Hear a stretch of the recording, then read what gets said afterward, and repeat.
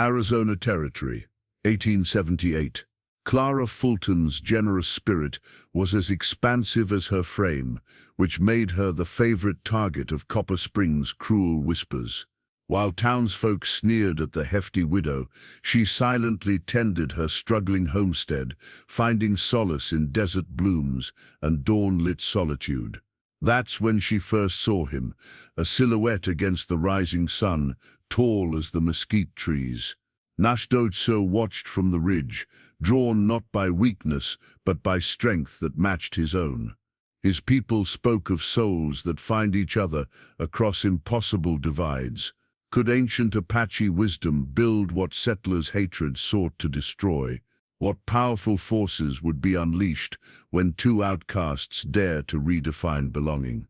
Before we jump back in, tell us where you're tuning in from, and if this story touches you, make sure you're subscribed, because tomorrow I've saved something extra special for you. Dawn broke over the Arizona Territory like a cracked egg, golden light spilling across the rugged landscape. Clara Fulton had been awake for an hour already, her strong hands working the soil of her garden as the first rays warmed her back. At 43, she moved with purpose born of routine and necessity.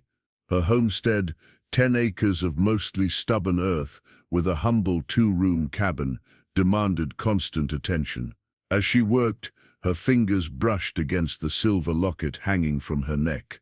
It was an unconscious gesture, as natural as breathing. She paused, dirt-stained hands opening the small oval case to reveal the portrait within. Thomas Fulton's kind eyes looked back at her, painted by a traveling artist during happier times in Pennsylvania. 7 years gone now, taken by pneumonia during their second winter in the territory. "Another day, Thomas," she whispered, as she did every morning.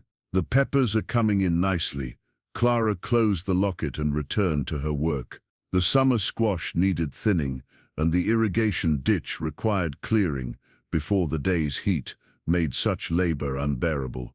Her body, substantial and strong, moved efficiently through the tasks. Clara had never been slender, even in youth, and childbearing years that yielded no children had only added to her frame. Thomas had called her his abundance with genuine affection. The townsfolk of Copper Springs had less charitable descriptors. By mid-morning, she had filled 2 baskets with early vegetables and herbs. Tuesday meant a trip to the Rivera place, half a mile down the dusty road. Maria Rivera had just delivered her 6th child, and Clara had promised medicinal herbs to help with recovery. She donned her wide-brimmed hat, protection against the merciless sun, and began the walk. The basket swung heavily at her elbow, but Clara's stride remained steady. She had long ago mastered the art of carrying burdens. The Rivera home announced itself with the sound of children's laughter.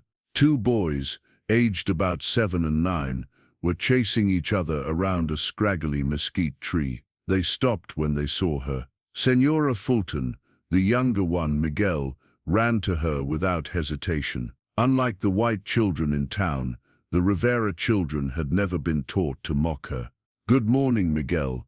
Is your mama awake? See, she is feeding the baby." He peered into her basket.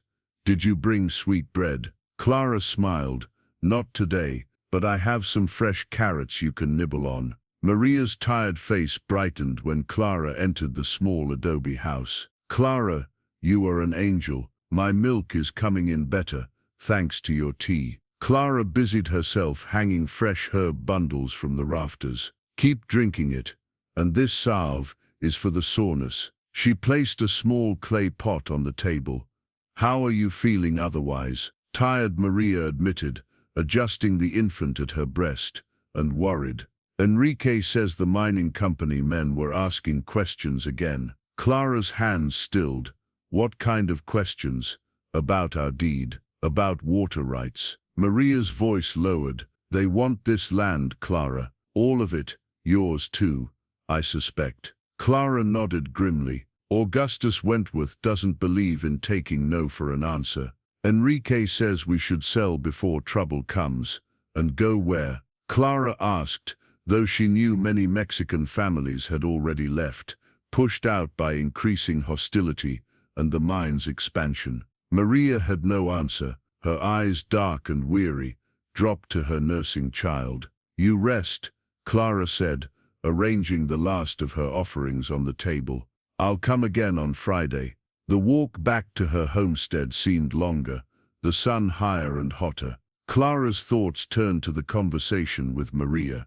The Wentworth Mining Company had been buying or otherwise acquiring land throughout the valley for the past 2 years. Clara had already refused 2 offers for her modest property, each delivered by smirking men who made it clear they thought her land would soon be theirs, one way or another. As she approached her cabin, she spotted a piece of paper nailed to her door. Another offer, no doubt. She tore it down without reading it and went inside to escape the midday heat. The interior of Clara's cabin was meticulously organized, dried herbs hanging from every beam, shelves lined with preserves and remedies, a small table with 2 chairs that rarely hosted visitors. Against one wall stood her most prized possession, a oak secretary desk that Thomas had built as a wedding gift. Inside she kept her garden journal, filled with pressed flowers and detailed notes on planting cycles,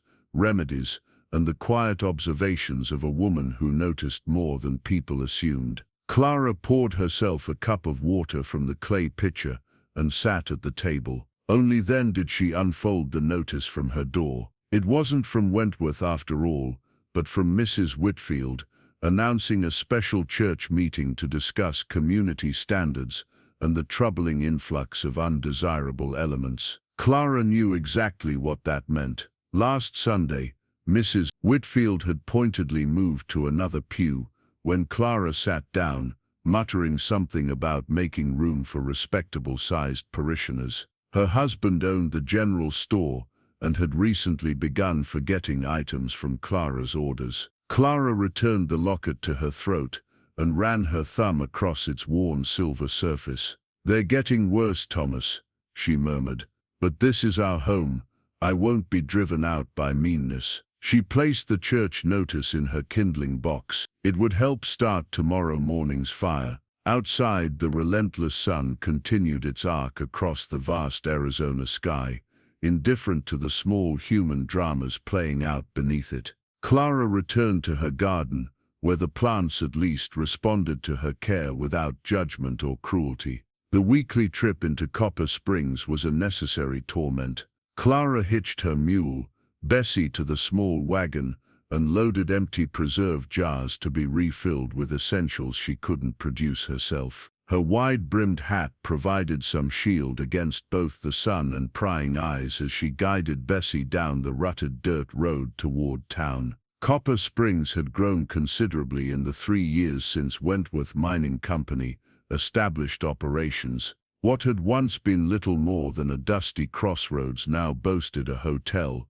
2 saloons, and a row of freshly painted storefronts catering to the influx of miners and businessmen. Progress, the mayor called it. Clara wasn't so sure. She tethered Bessie outside Whitfield's general store and steeled herself before entering. The bell above the door announced her arrival, and the hushed conversations inside stuttered momentarily before resuming with deliberate loudness. Miss Whitfield stood behind the counter, her thin lips pursed as if she'd just bitten into something sour.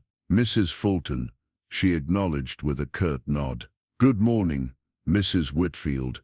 I have my list here." Clara handed over the carefully written paper. Mrs. Whitfield's eyes narrowed as she read. "We're out of coffee beans, and the price of sugar has gone up again." "I'll take what you have," Clara replied evenly, knowing full well that the storekeeper was lying. Through the storeroom door, she could see fresh sacks of coffee that had arrived on yesterday's supply wagon. While Mrs. Whitfield grudgingly gathered her supplies, Clara noticed a stack of newspapers on the counter. The headline of the Copper Springs Gazette caught her eye.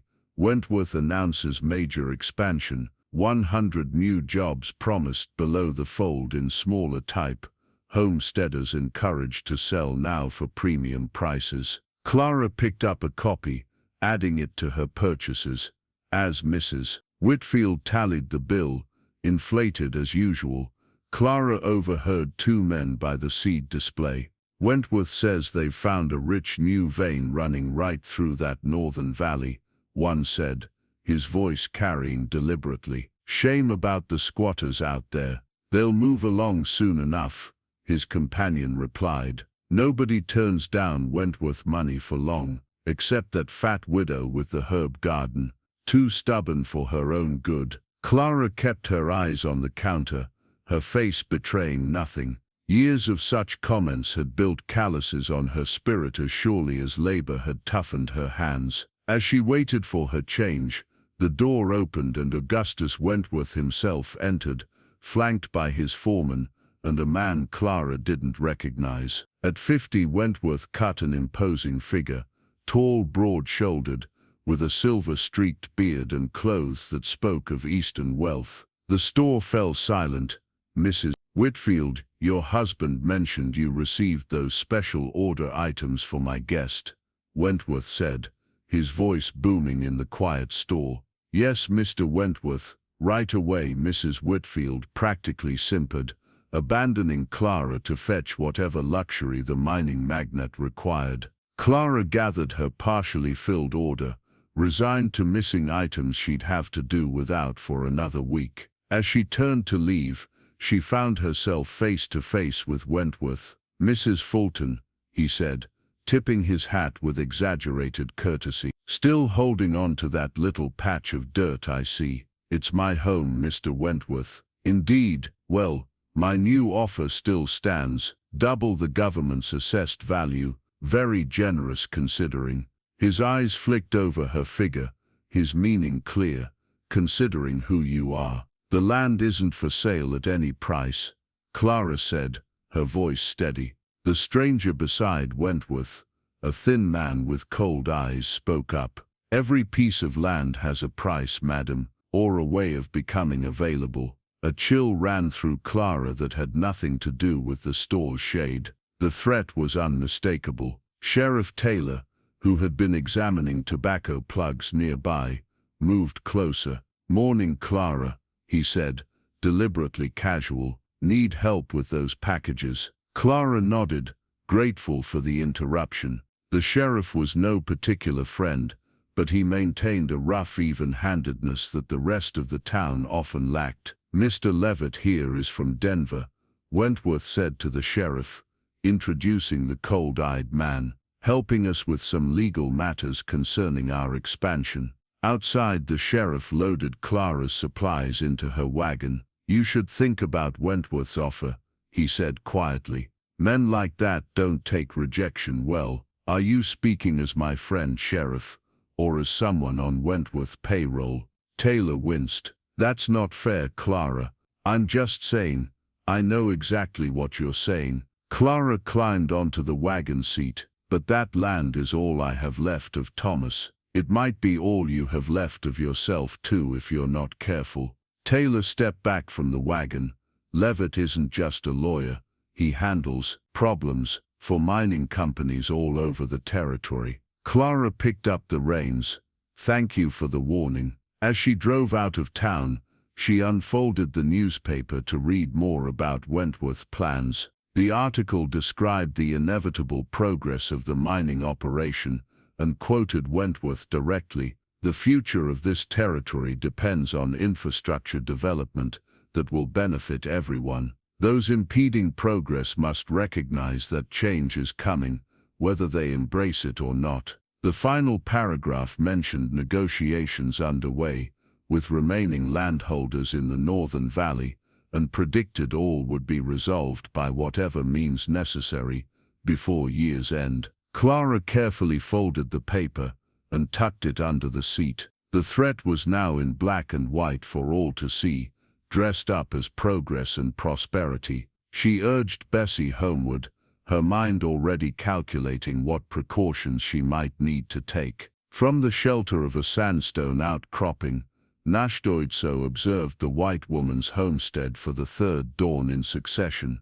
At 35 winters, he had learned the virtue of patience. His people, the Nendi, whom the whites called Apache, understood that true knowing came from careful observation. The woman moved differently from other white settlers. Where they fought against the desert, she seemed to work with it. Her garden followed the natural contours of the land. She wasted no water. She spoke to her plants as his people did, acknowledging their spirits. Náshdóítso reached for the medicine pouch that hung at his waist. The small leather bag, decorated with porcupine quills and beadwork in the pattern of his clan, contained sacred objects gathered throughout his life's journey. His fingers found the smooth river stone given to him by his grandmother when he was a boy. "Watch for the one who moves between worlds," she had told him. "In times of great change, such souls become bridges." The old woman's prophecy had seemed abstract until now, but for 23 days, he had felt a pulling toward this valley, toward this place. The stone in his pouch had grown warm 2 moons ago, during a vision quest that showed him walls of earth rising from the desert floor like canyon cliffs. His brother warriors thought him foolish for lingering so close to white settlements. The younger men spoke of revenge for the lands taken, the people displaced. Náshdóítso understood their anger. He had carried it himself after soldiers burned their village 5 winters past. But the elders counseled a different path. Survival, they said, would require new alliances, new understanding. The woman Clara, he had heard her called by the Mexican family, knelt now in the soil, her substantial form moving with surprising grace as she tended seedlings. Her laughter carried across the morning air when a quail and her chicks paraded through the garden. The sound held no bitterness, despite the cruelty he had witnessed from townsfolk toward her. Náshdóítso had seen how the white men spoke to her, their faces twisted with contempt. He had watched her shoulders square against their words, her dignity intact. She reminded him of the ancient juniper trees that bent with fierce winds but never broke. He shifted position, careful to remain unseen. From his medicine pouch, he withdrew a pinch of sacred pollen, offering it to the 6 directions with whispered prayers. The rising sun caught the yellow dust as it scattered on the breeze, creating momentary trails of light that drifted toward the woman's garden. 3 days ago, he had witnessed something that cemented his interest. A young Apache boy from a neighboring clan had been caught stealing apples from the edge of town. The white men had surrounded him, their intentions clear in their raised fists and cruel laughter. Before Náshdóítso could intervene, the large woman had appeared, inserting herself between the boy and the men. "Shame on you grown men threatening a hungry child," she had said, her voice carrying across the road. "Here, boy." She had pressed apples into the child's hands and urged him away with gentle words. The men had mocked her, Indians and fat women, worth about the same in this territory, but they had dispersed, their entertainment spoiled. That night, Náshdóítso had sought guidance through prayer. The medicine bundle had revealed a hawk feather, a sign of perspective and vision, and a piece of turquoise symbol of protection. The meaning seemed clear. This woman was significant to his people's future. Now, as morning fully claimed the valley, Náshdóítso made his decision. He replaced the sacred objects in his pouch and secured it at his waist. Standing to his full height, a head taller than most men, white or Nandi, he allowed himself to be silhouetted against the sunrise. He wanted her to see him before he approached, to know he came without stealth or ill intent. In the garden below, Clara Fulton straightened, one hand shading her eyes as she looked toward the ridge. Her body tensed, then stilled, neither fleeing nor calling out in alarm. She simply watched, as he had watched her. Náshdóítso nodded, though she was too far away to discern the gesture. She was brave, this woman. Tomorrow, he would approach her garden at dawn. The vision of earthen walls rising from the desert floor returned to him, stronger now. Whatever the Great Spirit intended, the time for watching from afar had ended. He touched his medicine pouch once more, feeling the comforting presence of the objects that connected him to his ancestors and guided his path. "Ahia," he whispered, "thank you to the forces that had led him here." Then he turned and disappeared into the rocks, as silent as the shadow of a passing cloud. Clara rose before dawn as usual, her body accustomed to the rhythm of desert life. The eastern sky had barely begun to lighten as she carried her watering can to the garden. A preternatural stillness hung in the air, no birdsong, no scurrying lizards, as if the world held its breath. She sensed rather than saw the presence at first, a prickling awareness that made her pause mid-step. Slowly she turned toward the eastern edge of her property, where the land began its gentle rise toward the distant mesas. A figure stood there, tall and motionless. The silhouette she had glimpsed on the ridge days before was now at the boundary of her garden. An Apache warrior, his long hair adorned with a single feather, wearing a buckskin shirt and leggings. His stillness suggested not threat but patience, waiting to be acknowledged. Clara's heart hammered in her chest, but she fought the instinct to flee. Thomas had always said that fear made more enemies than reason. She set down her watering can and straightened to her full height. "Good morning," she said, her voice steadier than she felt. The warrior made no response, but his eyes, dark and intelligent, studied her carefully. Clara noticed he carried no visible weapons, though a knife would certainly be concealed somewhere on his person. At his waist hung a small decorated pouch. She tried again, gesturing to her garden. "I have work to do. If you mean no harm, you're welcome to stay. If you're hungry, I can offer food." When he finally spoke, his deep voice surprised her with its command of English. "I am Nash Doidso. My people call me Arrow That Strikes." Clara nodded, uncertain of the proper response. "I'm Clara Fulton. I know this." A hint of something like amusement crossed his face. "I have watched you tend this land. You speak to plants as we do." Clara felt a flush rise to her cheeks, embarrassed that her habit of chatting with her garden had been observed. "Plants respond to kindness, same as people." Náshdóítso nodded slowly. "Not same as people. Plants do not lie. Plants do not hate without reason." The simple truth of this observation startled a small laugh from Clara. "You make a fair point, sir." His gaze moved to the crude irrigation channel she had been struggling to expand. Without a word, he approached it, knelt and studied how she had arranged the stones to direct water flow. "May I?" he asked, reaching toward the arrangement. Clara nodded, curious. With efficient movements, he rearranged several stones, creating a more sinuous path for the water. "Like the river," he explained, "straight cuts make water angry. It fights the path. Curves make water sing." Clara watched, fascinated. The simple adjustment would clearly work better than her original design. "Thank you." Náshdóítso reached into a pouch at his belt and withdrew a small bundle wrapped in leaves. He offered it to her.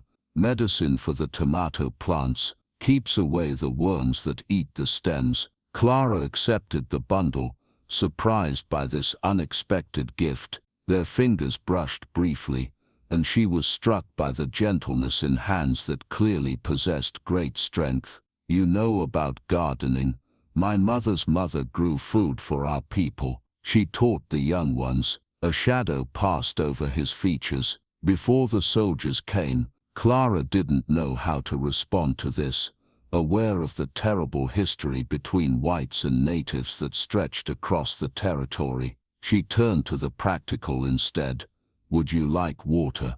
The morning will be hot." At his nod she went to her cabin and returned with 2 cups and a clay water jug, simple but well crafted, with geometric patterns etched into its surface. When she poured the water, Náshdóítso studied the jug with evident interest. "This is good work," he said, gesturing to the container. "Made by Mexican hands." Clara nodded. "Maria Rivera made it. She's gifted with clay." Náshdóítso drank deeply, then set the cup down. From yet another pouch, he produced a small cloth-wrapped object. "For the water you share." Clara unwrapped it to find a smaller jug, no bigger than her palm, intricately decorated with symbols she didn't recognize. "It carries blessing," he explained. "Water kept in this stays cool, brings health." "It's beautiful," Clara said truthfully, "but I can't accept." "Trade is good," he interrupted firmly, "not charity." Understanding the pride behind his words, Clara nodded. "Thank you." The distant sound of horses interrupted their exchange. Náshdóítso's head turned sharply toward the road, his body tensing. "The mine boss men," he said. "They come here often." "Too often," Clara admitted. "They want my land." Náshdóítso's expression hardened. "They want all land, never enough." He gathered himself to leave. "I will go. White men see Apache. They bring guns. Will you?" Clara hesitated, surprised by her own disappointment at his departure. "Will you come again?" Náshdóítso paused at the edge of the garden. "Tomorrow, dawn." His eyes held hers for a long moment. "Your garden needs better walls. Against rabbits, against men." Then he was gone, disappearing into the scrub brush with astonishing speed, as the sound of approaching horses grew louder. Clara quickly tucked the small water jug into her apron pocket. As Wentworth's men rounded the bend in the road, she bent to her work, her mind filled with the strange encounter and the stranger connection she had felt with the warrior. The little jug pressed against her side, an unexpected weight, like a promise, or perhaps a warning. Over the following weeks, a pattern emerged. Náshdóítso would appear at dawn, materializing from the desert landscape like he belonged to it. Together they would work in companionable silence as the day awakened around them. Clara found herself looking forward to these meetings, planning what garden tasks might benefit from his knowledge. "The beans grow better next to corn," he explained one morning, rearranging her careful rows. "Three sisters we call them. Corn, beans, squash. Corn grows tall for beans to climb. Beans give strength to soil. Squash leaves cover ground, keep water from leaving too quickly." Clara marveled at the wisdom in this arrangement. "My father tried to teach me gardening in Pennsylvania, but everything's different here. The soil, the rain, or lack of it. Desert teaches patience," Náshdóítso replied. "Plants that rush to bloom die quickly." As days passed, their conversations lengthened. Clara learned to recognize his subtle humor, the almost imperceptible softening around his eyes that signaled amusement. He in turn seemed to appreciate her directness, so unlike the women of his tribe, who communicated much through silence and gesture. One morning, Clara brought out a book that had been troubling her sleep, her father's Bible, its leather cover worn smooth by decades of handling. She had been rereading passages about welcoming strangers, questioning whether her friendship with an Apache warrior would be considered a betrayal by her fellow settlers. Náshdóítso examined the book with interest. "This holds your people's stories." "Yes, my father read from it every night. He was a preacher back east." He ran his fingers carefully over the gold-edged pages. "Our stories are carried here." He tapped his chest, and here he touched his temple. "Each generation learns them, adds to them. Nothing is forgotten." "That seems a heavy responsibility," Clara observed. "As is carrying this." He handed the Bible back with unexpected gentleness. "Different paths to the same mountain." Clara had never considered it that way. "Some in town would say we worship different gods." "The sun warms all people the same," Náshdóítso replied simply. The rain does not choose whose crops to water. These philosophical exchanges became interwoven with practical knowledge. Náshdóítso showed Clara how to find water by observing which plants grew where. She taught him English words for tools and household items, while he shared Apache phrases that connected to the land around them. "Too," he said one morning, pointing to her water barrel. "Water," she replied. "Too," he repeated, guiding her pronunciation until she got it right. Clara found these language exchanges oddly intimate, as if they were building a private bridge between their worlds. Some evenings, after Náshdóítso had departed, she would practice the Apache words he'd taught her, rolling the unfamiliar sounds on her tongue like exotic spices. One dawn he arrived with a small animal, a rabbit he had caught. He showed her the Apache way of honoring the creature's spirit before preparing it for food. Clara, in turn, demonstrated how to combine it with garden vegetables in a stew that could last for days. As they ate together outside her cabin, Clara found herself sharing stories she had told no one since Thomas died, about her childhood in Pennsylvania, her father's church, her mother's death from influenza. When Clara was just 16, "Father couldn't manage alone, so I took over the household. People were kind at first, bringing food, offering help, but then they started suggesting matches, men from the congregation who needed wives." She stared into her bowl.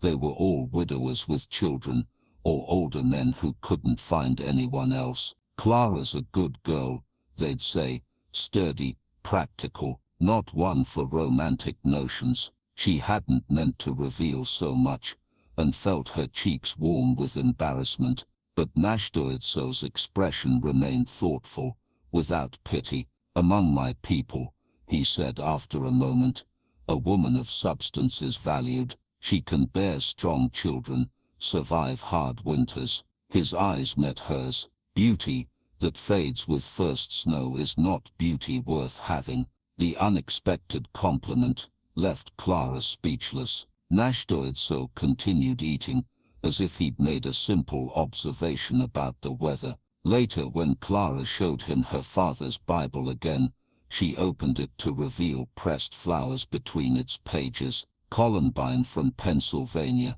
desert primrose from Arizona, botanical souvenirs marking the journey of her life. "I've always believed God speaks through growing things," she explained. "When I couldn't find answers in scripture, I'd look to the garden." Náshdóítso nodded. "The Great Spirit is in all living things. This is why we thank the plants we harvest, the animals who give their lives for our food. That's not so different from saying grace before meals," Clara observed. Their conversations often revealed such parallels, different traditions approaching the same truths from varied paths. These discoveries formed stepping stones across the cultural divide between them. One morning, as they worked side by side reinforcing the fence around her chicken coop, Náshdóítso paused. "There is trouble coming," he said, his voice low. "My men are pushing my people further from ancestral lands.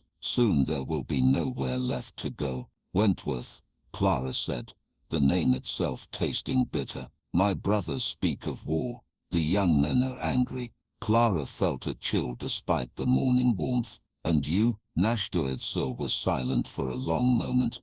"I have seen war. It devours everything, victor and defeated alike." His dark eyes held hers. "There must be another way." In that moment, with the rising sun casting long shadows across her garden, Clara understood that their growing friendship was more than a private matter. It existed in the context of larger conflicts, deeper histories than her own personal struggles. "Whatever comes," she said quietly, "you'll always be welcome here." The simple promise felt significant, as if she'd turned a corner in her life, and could no longer retrace her steps. Náshdóítso seemed to understand this, acknowledging her words with a solemn nod that carried the weight of ceremony. Clara sensed the change the moment she entered Copper Springs. Conversations halted abruptly, stares lingered longer, harder. Even Mrs. Whitfield's customary disdain seemed amplified. Her thin lips pressed into a bloodless line as Clara approached the counter. "We're out of salt," the storekeeper announced. Before Clara could speak, "And flour and coffee." "I don't recall mentioning what I needed," Clara replied evenly. "Doesn't matter. We can't sell to you anymore." Mrs. Whitfield's voice carried deliberately through the store. Mr. Whitfield's decision. Nothing personal, just business. Clara felt eyes boring into her back. Is that so? And would business have anything to do with Mr. Wentworth? The storekeeper's cheeks flushed. "Wentworth Mining supplies half this town's income. People who work against progress work against Copper Springs. I wasn't aware that living on my own land constituted working against progress." A man's voice cut in from behind. "It does when you consort with savages." Clara turned to face Henry Dawson, who owned the livery stable. Several other men stood with him, their postures suggesting this confrontation had been planned. "I don't know what you mean," Clara said, though her racing heart betrayed her. "Apache brave been seen coming and going from your place," Dawson continued. "Same bunch that raided the Stewart place last spring. 3 men dead. That's not you harboring Indians, Mrs. Fulton." This from the blacksmith, a man who had always treated her with basic civility until now. Clara stood her ground. "I harbor no one, but I won't turn away a peaceful person who helps with my garden." Murmurs rippled through the store. A woman pulled her child closer, as if Clara's tolerance might be contagious. "Injuns want one thing, our land," Dawson persisted. "They're using you. Seems to me that describes certain mining interests better than any Apache." Clara responded, her patience thinning. The saloon doors swung open, and Sheriff Taylor stepped in, surveying the tense scene with practiced eyes. "Problem here, Mrs. Fulton was just leaving," Mrs. Whitfield said pointedly. "Permanently. I need supplies," Clara insisted. The sheriff sighed. "Clara, let me walk you back to your wagon. We should talk." Outside, Taylor kept his voice low. "You're making powerful enemies by existing on my own property, by befriending Apache when the territory's this tense, by refusing Wentworth when he's got the town council in his pocket." The sheriff looked genuinely troubled. The Riverers were run off their place yesterday. Clara's heart sank. "What? But they've been there for years." Wentworth's men found a problem with their deed. Judge Palmer, who happens to owe the bank money, agreed. They loaded up what they could carry and headed south before sundown. "That's theft, not law," Clara said, her voice shaking with anger. "It's how things work now." Taylor glanced around before reaching inside his vest. "Levitt dropped this at the office. Thought you should see it." He handed her a folded paper. Clara opened it to reveal a detailed map marked with Wentworth Mining Company's letterhead. Colored shadings indicated existing mine operations, planned expansions, and most alarmingly, a series of property boundaries with names crossed out and replaced with Widow M.C. acquired. Her homestead was circled in red ink with notes in the margin: final holdout, acquisition critical, water rights essential for new processing facility. "They need your spring," Taylor explained. "New copper processing method uses 10 times the water of the old way. Without it, the expansion stalls." Clara carefully refolded the map. "So it's not just about the land. Never was. Wentworth's brought in extra men. Some are legitimate miners, others." The sheriff left the implication hanging. "Point is, you're alone out there." "I'm not selling," Clara said firmly. "Then you're not listening." Taylor's voice hardened. "Levitt doesn't make idle threats. First they'll try to scare you off. When that fails, and knowing you it will, they'll find other means. Are you warning me as sheriff or threatening me as Wentworth's man?" Taylor flinched. "I'm trying to keep the peace and keep you alive." He nodded toward her wagon. "The river a boy is waiting for you. Miguel, been hiding behind Johnson's feed store all morning." Clara spotted the small figure crouched in her wagon bed, partially concealed by empty sacks. "Take him and go," Taylor advised. "And Clara, bar your door tonight." On the drive home, Miguel emerged from hiding.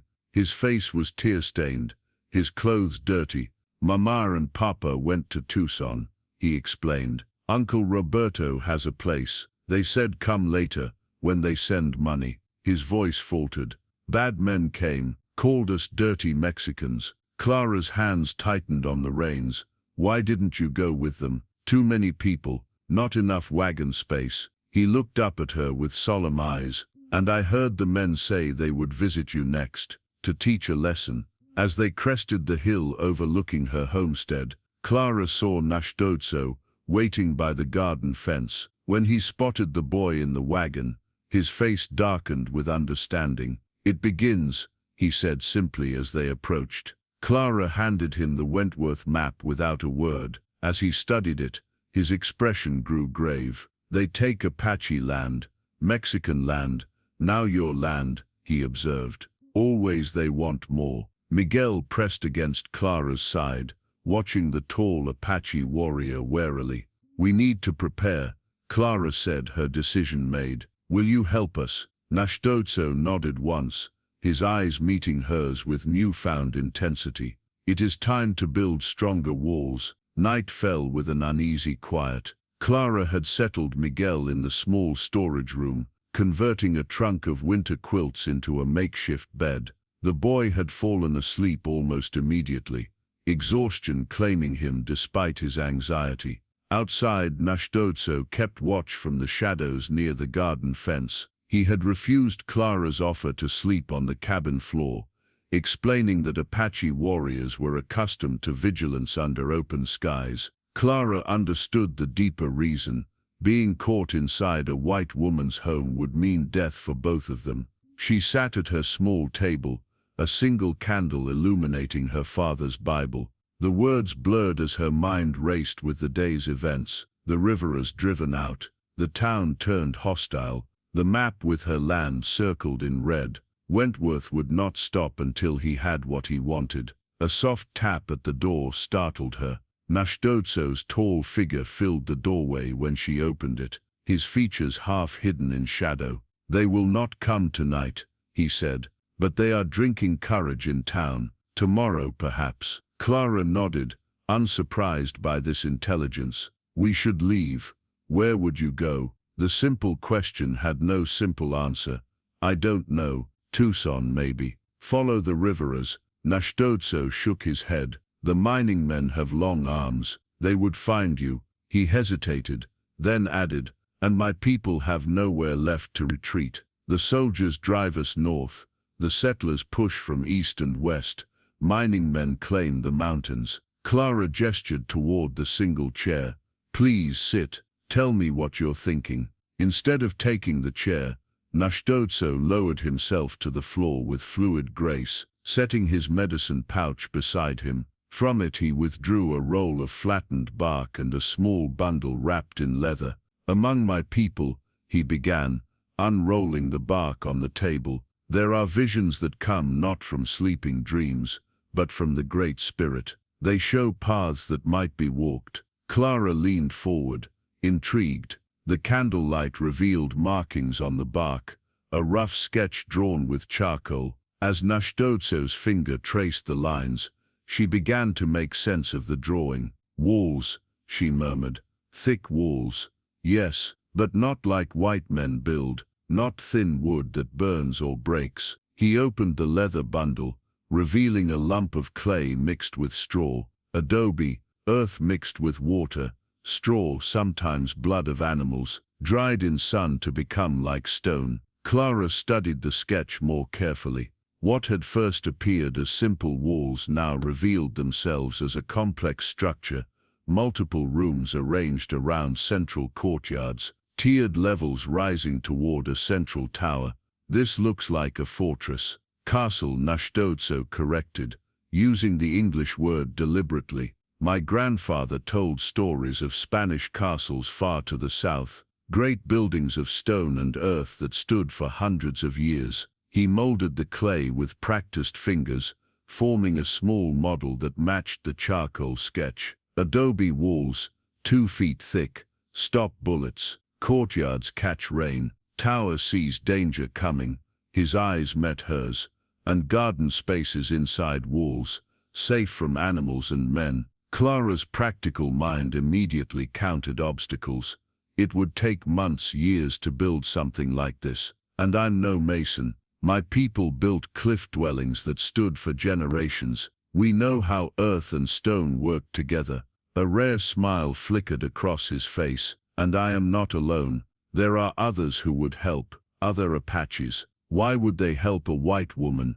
Not for white woman, for what might be created. A place between worlds. He gestured to the sketch again. Here, water storage that honors the land. Here, healing rooms where your plants and our medicine work together. Here, high places for watching, low places for growing. Clara traced the outline with her finger, allowing herself to imagine such a structure rising from her modest homestead. It's beautiful, but Wentworth won't just stand by while we build a fortress. No, Náshdóítso agreed.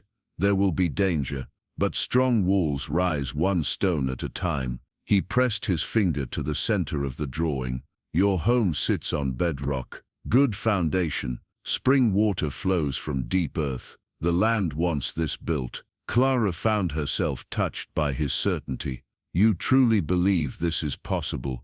I have seen it. His voice carried absolute conviction, not as hope or wish, as truth that waits to become. From the small bedroom came Miguel's voice, small but clear, like the missions in old Mexico. Clara turned to find the boy standing in the doorway, his eyes wide as he stared at the charcoal sketch. My grandfather helped build a mission church. Miguel continued, moving closer. He said adobe walls last forever, if you mix them right. Náshdóítso nodded solemnly. The boy speaks truth. Clara looked between them, the Apache warrior and the Mexican child, both seemingly convinced of this impossible vision.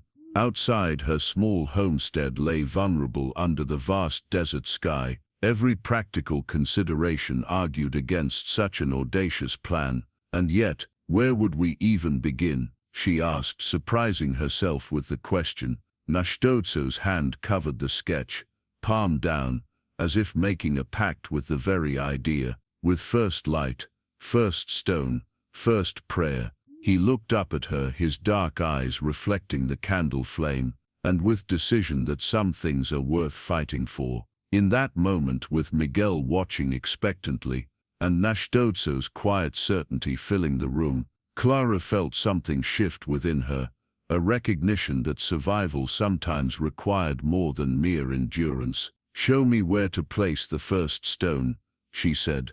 Dawn broke with unusual clarity, the eastern sky ablaze with streaks of amber and rose. Clara had slept little, her mind filled with images from Náshdóítso's sketch. She found him already awake, kneeling beside her garden spring, head bowed in silent communion with the land. Miguel emerged from the cabin, rubbing sleep from his eyes. Is today when we start? He asked, his earlier fear replaced by a child's excitement for a new adventure. Náshdóítso rose with fluid grace. First we prepare. Preparation, Clara soon learned, meant more than gathering tools and materials. It meant ceremony. Náshdóítso walked the perimeter of the proposed building site, sprinkling sacred cornmeal and murmuring prayers in Apache. He explained that they must ask permission of the land and acknowledge the spirits of everything they would use: stone, earth, water, plants. White builders forget this step, he said simply. They wonder why buildings crack and fall. By mid-morning, 3 more Apache men appeared on the ridge. Clara tensed, but Náshdóítso greeted them as friends. He introduced the largest, a broad-shouldered man with a scarred face, as Ayash Bear. The others were younger, Tsay Stone and Deel Swift. Ayash regarded Clara with undisguised suspicion. "You trust this white woman?" he asked Náshdóítso in English, deliberately making his doubts clear. "I trust what the vision shows," Náshdóítso replied calmly, as did the elder council. This seemed to settle something for Ayash, though his manner remained reserved. The younger men were more openly curious, especially when Miguel began chattering to them in a mixture of Spanish and broken English. "The boy stays?" Tse asked. "His family was driven off their land," Clara explained. "Like yours." This simple truth created a momentary bridge of understanding. Ayash grunted and turned to Náshdóítso. "Show us this castle plan of yours." They gathered around the charcoal sketch, now weighted with stones on the ground. Náshdóítso explained his vision in greater detail. Thick walls enclosing a series of connected courtyards, built in stages so they would have protection even before the entire structure was complete. "First, the foundation stones must be placed," he said. "Then we mix adobe, clay from the riverbed, straw, sand and water. The women of my village will help when we reach that stage." Clara raised an eyebrow at this. "Apache women will come here. Is that safe for them?" "Safer than where they hide now," Ayash said grimly. "Soldiers search everywhere." With the planning complete, they began the physical labor.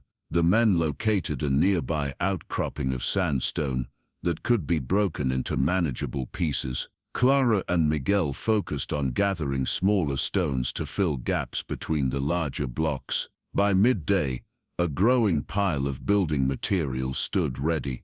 Náshdóítso called everyone to gather around a particular stone he had selected, a flat reddish slab approximately 2 feet across. "Foundation stone," he explained, "must be placed with good intentions." He produced a small tool made from antler and began etching symbols into the stone's surface, a flowing water sign, a stylized mountain, and other marks Clara didn't recognize.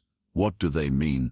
she asked. "Protection, blessing, balance." He handed the tool to Ayash, who reluctantly added another symbol. Each man took his turn, even Miguel, who carved a simple cross. When the stone came to Clara, she hesitated. "I don't know your symbols. Use your own," Náshdóítso encouraged. "What matters is the intention." Clara carefully etched a small sunflower, her mother's favorite, a symbol of perseverance and light-seeking.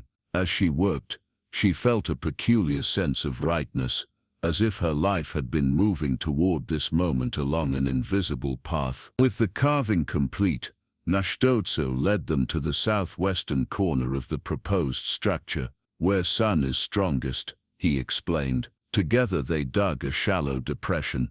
"Now offerings," he instructed. Each person placed something small in the hole beneath where the foundation stone would rest. Ayash contributed a hawk feather. Tse added a turquoise bead. Deal offered a small carving of an eagle. Miguel placed a medallion of Saint Christopher that his mother had given him for protection. When Clara's turn came, she removed her silver locket, opening it one last time to look at Thomas's portrait. "Are you sure?" Náshdóítso asked quietly, recognizing the sacrifice. Clara nodded. "He would understand. This is for the future, not the past." She placed the locket in the depression, feeling a bittersweet finality as it left her fingers. Náshdóítso was the last to contribute, adding a small pouch of sacred pollen from his medicine bag. Together they lowered the carved foundation stone into place. Náshdóítso spoke words in Apache,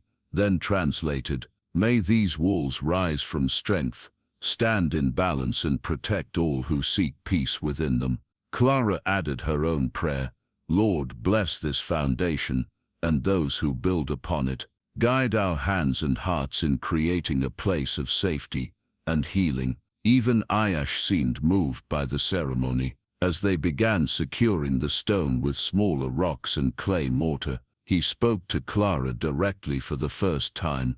"Many Apache died believing white promises. Why should we believe yours?" Before Clara could respond, the sound of wagon wheels interrupted them.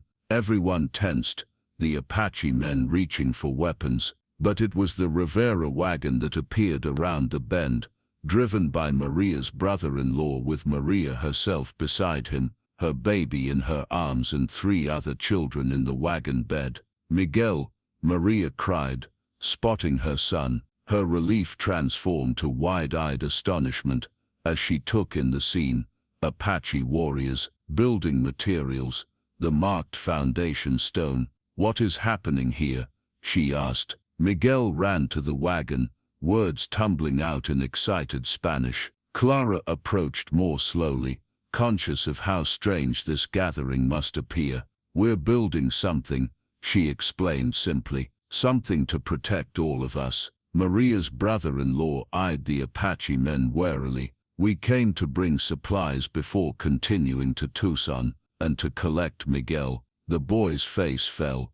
"But Mama, I'm helping build a castle." Maria and her brother-in-law exchanged glances of disbelief. Clara gestured toward the foundation stone. "It's true, we've just begun, but this place will have room for your family too, if you want to stay." As the Riveras absorbed this unexpected proposal, Náshdóítso placed another stone alongside the foundation marker. The wall had begun to rise. The walls rose with surprising speed. What began as a foundation outline soon reached waist height, the adobe bricks drying golden brown under the relentless Arizona sun. The Rivera family had chosen to stay, setting up a temporary camp nearby. Maria's skilled hands shaped clay bricks with practiced efficiency, while her brother-in-law Roberto proved knowledgeable about mortaring techniques. More Apache women arrived, cautiously at first, then with growing confidence. They brought finely woven baskets for carrying water and clay, singing traditional work songs as they labored. Clara marveled at how quickly a rhythm developed, men quarrying stone, women mixing adobe, children running messages and bringing water. The structure taking shape was unlike anything in the territory. The outer walls stood 2 feet thick, impervious to bullets and arrows alike. And within the perimeter, interior walls divided the space into living quarters, storage rooms, and a central courtyard where Clara had begun transplanting her garden. Even Ayash had warmed slightly, acknowledging Clara's tireless work and willingness to learn Apache building methods. "You lift stone like a man," he observed one evening, which she understood to be high praise. "Necessity builds strength," she replied, earning a rare nod of approval. The growing structure could no longer be hidden. From the main road, the rising walls were clearly visible, drawing curious glances from passing travelers. It was only a matter of time before word reached town. On the 8th day of construction, Náshdóítso's lookout gave a warning whistle. Clara climbed to the half-finished watchtower to see dust rising from the road, a group of riders approaching fast. Inside the walls, Náshdóítso ordered the women and children. The Apache men positioned themselves strategically, visible, but not overtly threatening. Sheriff Taylor led the group, accompanied by 5 townsmen including Henry Dawson and Mr. Whitfield. They reined in their horses at a cautious distance, taking in the unexpected sight of the partially built fortress. "My God," Whitfield muttered, "it's a regular savage stronghold." Taylor dismounted alone and approached. His expression registered surprise at the scale and quality of construction already completed. "What exactly are you building here, Clara?" he called. Clara met him at what would eventually be the main gate. "A home, Sheriff, one that can't be easily taken from me." Taylor's eyes tracked the numerous workers, lingering on the Apache women and children. "This is more than a home, and you've got half the local Apache band here. They're helping me. We're helping each other." The sheriff lowered his voice. "Do you have any idea what people in town are saying? That you've gone native? That you're harboring hostiles?" "None of these people are hostile unless threatened," Clara said firmly. "And what I do on my legal homestead is my business." Taylor sighed and removed a folded paper from his vest. Official notice from the territorial office. You're in violation of building codes and security regulations. Clara took the document and read the formal language with growing indignation. Notice of violation by authority of the Arizona Territorial Building Commission property owner. Clara Fulton is hereby notified of violations including 1. Construction without proper permits. 2. Fortification deemed hazardous to public safety. 3. Assembly of non-registered indigenous persons. 4. Unauthorized diversion of water resources. Owner is ordered to cease construction immediately and remove all fortifications within 14 days or face seizure of property and criminal charges. At the bottom a hastily scrawled note in different handwriting. Clara Wentworth drafted this himself. I had to deliver it. Be careful. This is absurd. Clara said, folding the notice. There are no building codes for homesteads, and I haven't diverted any water. Wentworth claiming your fortress could become a base for Apache raids. Taylor glanced at the armed men watching from the walls. Hard to argue with that appearance. And if I built the exact same structure but filled it with white miners, you know that's different. Taylor looked genuinely troubled. Clara Wentworth brought in 20 new men, not miners, gun hands. He's losing investors back east because of the delay in expansion. He's desperate. From behind Clara, Náshdóítso approached. Taylor's hand instinct the notice deliberately and tucked it into her pocket. Tell Mr. Wentworth, I'll be happy to discuss permits with a proper territorial official. Until then we'll continue building our home. It won't just be notices next time, Taylor warned. As the riders departed, Clara felt a momentary wavering of resolve. The castle walls, impressive as they were, remained unfinished. The southwestern corner stood only shoulder high. The main gate had no doors yet.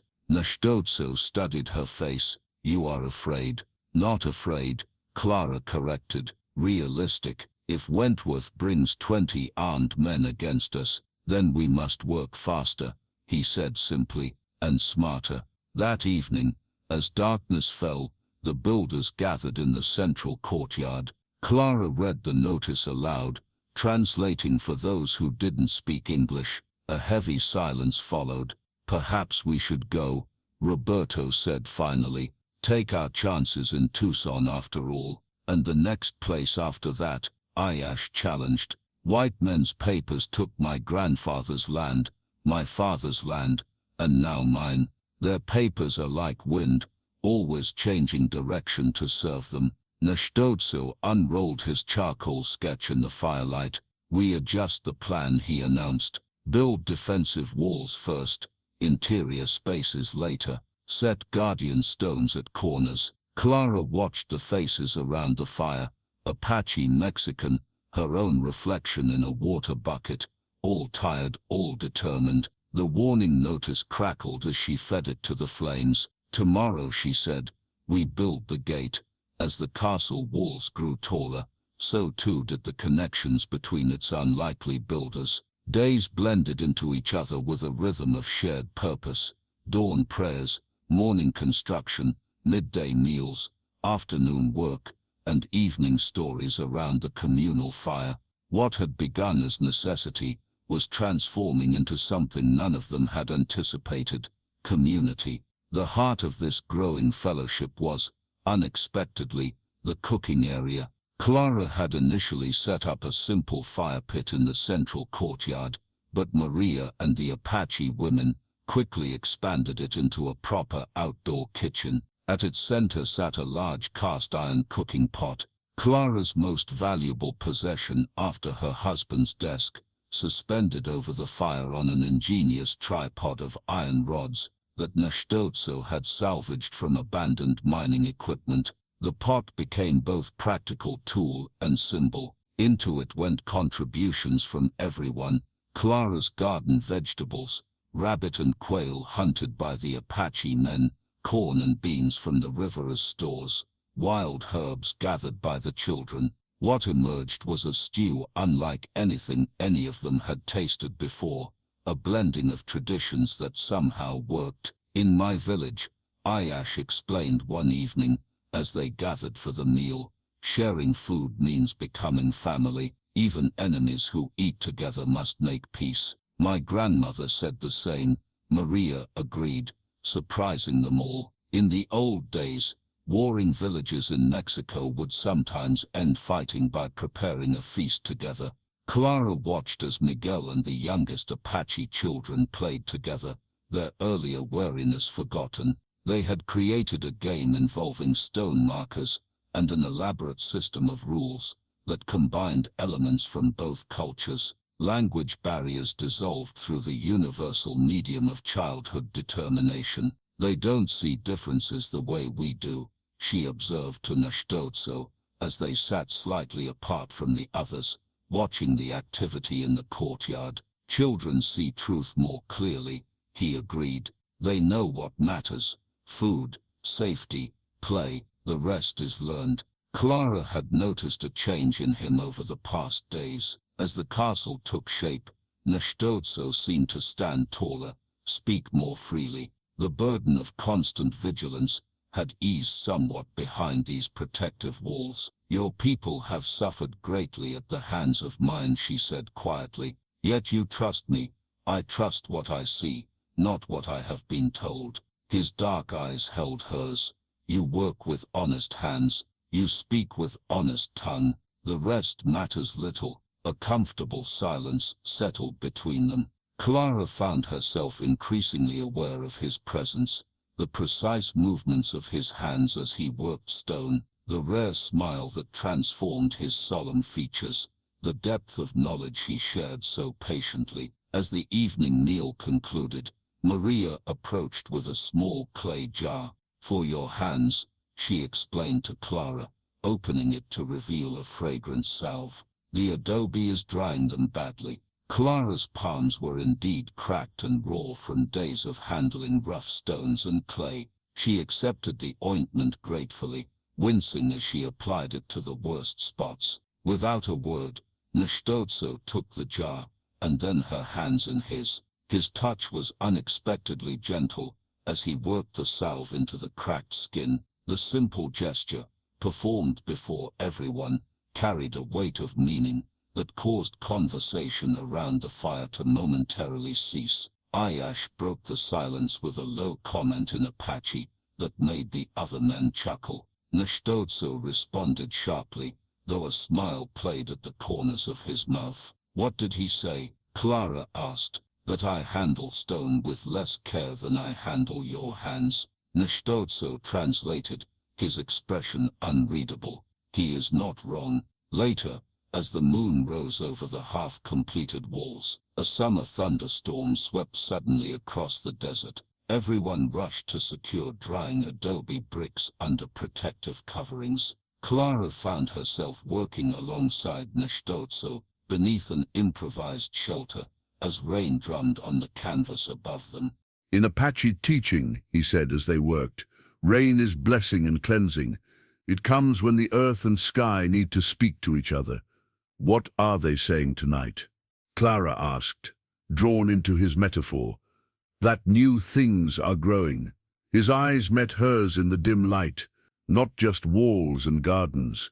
The simple observation hung between them, weighted with unspoken meaning. Clara felt a warmth spread through her that had nothing to do with physical exertion. "Where I come from," she said carefully, "people would consider us impossible. The impossible is only what has not yet been done." His hand brushed hers as they reached for the same brick. "My grandfather lived to see white men fly in balloons. My grandmother saw talking wires that carried voices across mountains. Why should people not also learn new ways of seeing each other?" The storm intensified, rain cascading off the castle walls in sheets, secure within their shelter. Clara found herself standing closer to Náshdóítso than propriety would normally allow. Neither moved away. A shout from the watchtower interrupted the moment. One of the Apache men was pointing toward the road. Through the curtain of rain, lanterns were visible, moving lights approaching from the direction of town. Wentworth's men, Clara said, fear knotting her stomach. Náshdóítso's expression hardened as he reached for his bow. They choose poor weather for a visit. As they hurried to alert the others, Clara cast a glance back at the cooking pot, still hanging over the protected central fire. Steam rose from its contents, carrying the mingled aromas of 3 different traditions into the rain-washed air. Whatever came next, something valuable had already been created here, something worth defending. The first warning arrow whistled over the castle wall, embedding itself in the wooden support beside the cooking fire. The message tied to its shaft was brief and crude. Leave or die. The warning arrow proved to be more intimidation than immediate threat. Wentworth's men had fired it from a distance, before retreating into the stormy night. But the message was clear. Time was running short. Over the next 2 weeks, construction accelerated. The outer walls now stood 9 feet high, formidable and imposing against the desert landscape. Wooden scaffolding allowed workers to continue adding height, while others focused on interior structures. The castle had taken on a distinct character, not purely Apache, Mexican, or European, but a harmonious blending that reflected its diverse builders. Clara marveled at how Náshdóítso's charcoal sketch had manifested into solid reality. The layout followed natural contours of the land, making use of existing rock formations and optimizing for both defense and daily living. Cleverly positioned openings allowed cooling breezes while remaining defensible. Thick walls kept interiors surprisingly comfortable, despite the summer heat. Most remarkable was the water system. Clara's modest spring had been transformed into the castle's centerpiece, a courtyard fountain that combined function with beauty. Náshdóítso and Roberto had engineered a series of clay pipes and channels that brought water into the central courtyard, where it emerged from a carefully sculpted sandstone basin. The fountain's design merged elements from all 3 cultures. The basin shape followed Apache water catching traditions. The spout featured Mexican tile work that Maria had painstakingly created, and the overall form echoed the European fountains Clara remembered from picture books in her father's library. Water gives life, Náshdóítso had explained during its construction. It should be honored, not hidden. From the fountain, channels radiated outward to Clara's transplanted garden beds and a series of large storage cisterns that would allow them to survive even if besieged. Nothing was wasted. Overflow watered fruit trees planted in protected corners, and even wash water was directed to nourishing plants. Today, Clara stood beside the completed fountain, listening to its gentle music as she surveyed the bustling activity around her. What had begun as her small homestead now housed 27 people working together with surprising harmony. "Señora Clara," Miguel called, running toward her with excitement. "Riders coming, but not bad ones, people from town." Clara climbed quickly to the watchtower, where Ayash already stood with bow ready. In the distance, a small group approached, 3 wagons accompanied by mounted riders, not the threatening formation of Wentworth's gunmen, but still cause for caution. "I count 12 people," Ayash reported, women among them. Clara shaded her eyes against the morning sun. "The lead wagon, that's Dr. Peterson's, and that looks like Mrs. Jensen with him." "The healer and the midwife," Náshdóítso said, appearing silently beside them. Why would they come? They soon had their answer. As the wagons drew near, Dr. Peterson called out, "Mrs. Fulton, we come peacefully. We need your help." Clara instructed the Apache lookouts to remain visible but not threatening, then went to meet the visitors at the newly constructed gate. The massive wooden doors, crafted from salvaged mining timbers, stood open but could quickly be barred if needed. Dr. Peterson's weathered face showed relief when he saw her. Beside him, Mrs. Jensen cradled a bundle, a child feverish and listless. "It's the Sanderson boy," the doctor explained without preamble. "Burning with fever for 3 days. Nothing I've tried breaks it. The other children in town are falling ill too," Mrs. Jensen added. "5 so far." Clara glanced at the bundle. "And you've brought him here. Why?" "Because, Doctor," Peterson said simply, "we've heard about your garden, your remedies. The Mexican families speak of your skill with healing plants." Clara hesitated. These same townspeople had shunned her, refused her service in their shops, whispered cruel mockery behind her back. Yet now they brought their sick children to her door. Náshdóítso stepped forward, his tall presence causing some of the visitors to step back nervously. "What sickness looks like? Spots? Cough? Doctor?" Peterson blinked in surprise at being addressed directly by an Apache, but medical concern overrode prejudice. "High fever, rash across the chest, difficulty breathing. It moves quickly." Náshdóítso and Clara exchanged glances. "Sounds like mountain fever," she said. "I've treated it before, but I'll need specific herbs. We have them growing," Náshdóítso confirmed, "and my people know others that help with breathing." Clara made her decision. "Bring him inside. The others too, if they're ill." The townspeople exchanged uncertain glances, clearly torn between their fear of the castle's Apache inhabitants and their desperation to help their children. Mrs. Jensen resolved the impasse by simply walking forward, her concern for her patient outweighing caution. "This child needs help now. I don't care if the devil himself provides it." Inside the courtyard, the visitors stared in undisguised wonder at what had been created. The castle interior, with its flowing water, garden spaces and cool, clean rooms, defied their expectations of a primitive savage stronghold. Clara led them to a room near the fountain that had been specifically designed for healing. Here she had transplanted her medicinal herbs in carefully labeled beds, organized by use and potency. Clay pots of salves and tinctures lined stone shelves along one wall. "Put him there," she directed, indicating a pallet near the window. "Mrs. Jensen, could you prepare a cool compress? There's fresh water in that basin." As Clara examined the boy, she was acutely aware of the watching eyes, not just the worried parents, but curious or suspicious glances from both sides of a cultural divide. The castle had become something beyond a defensive structure.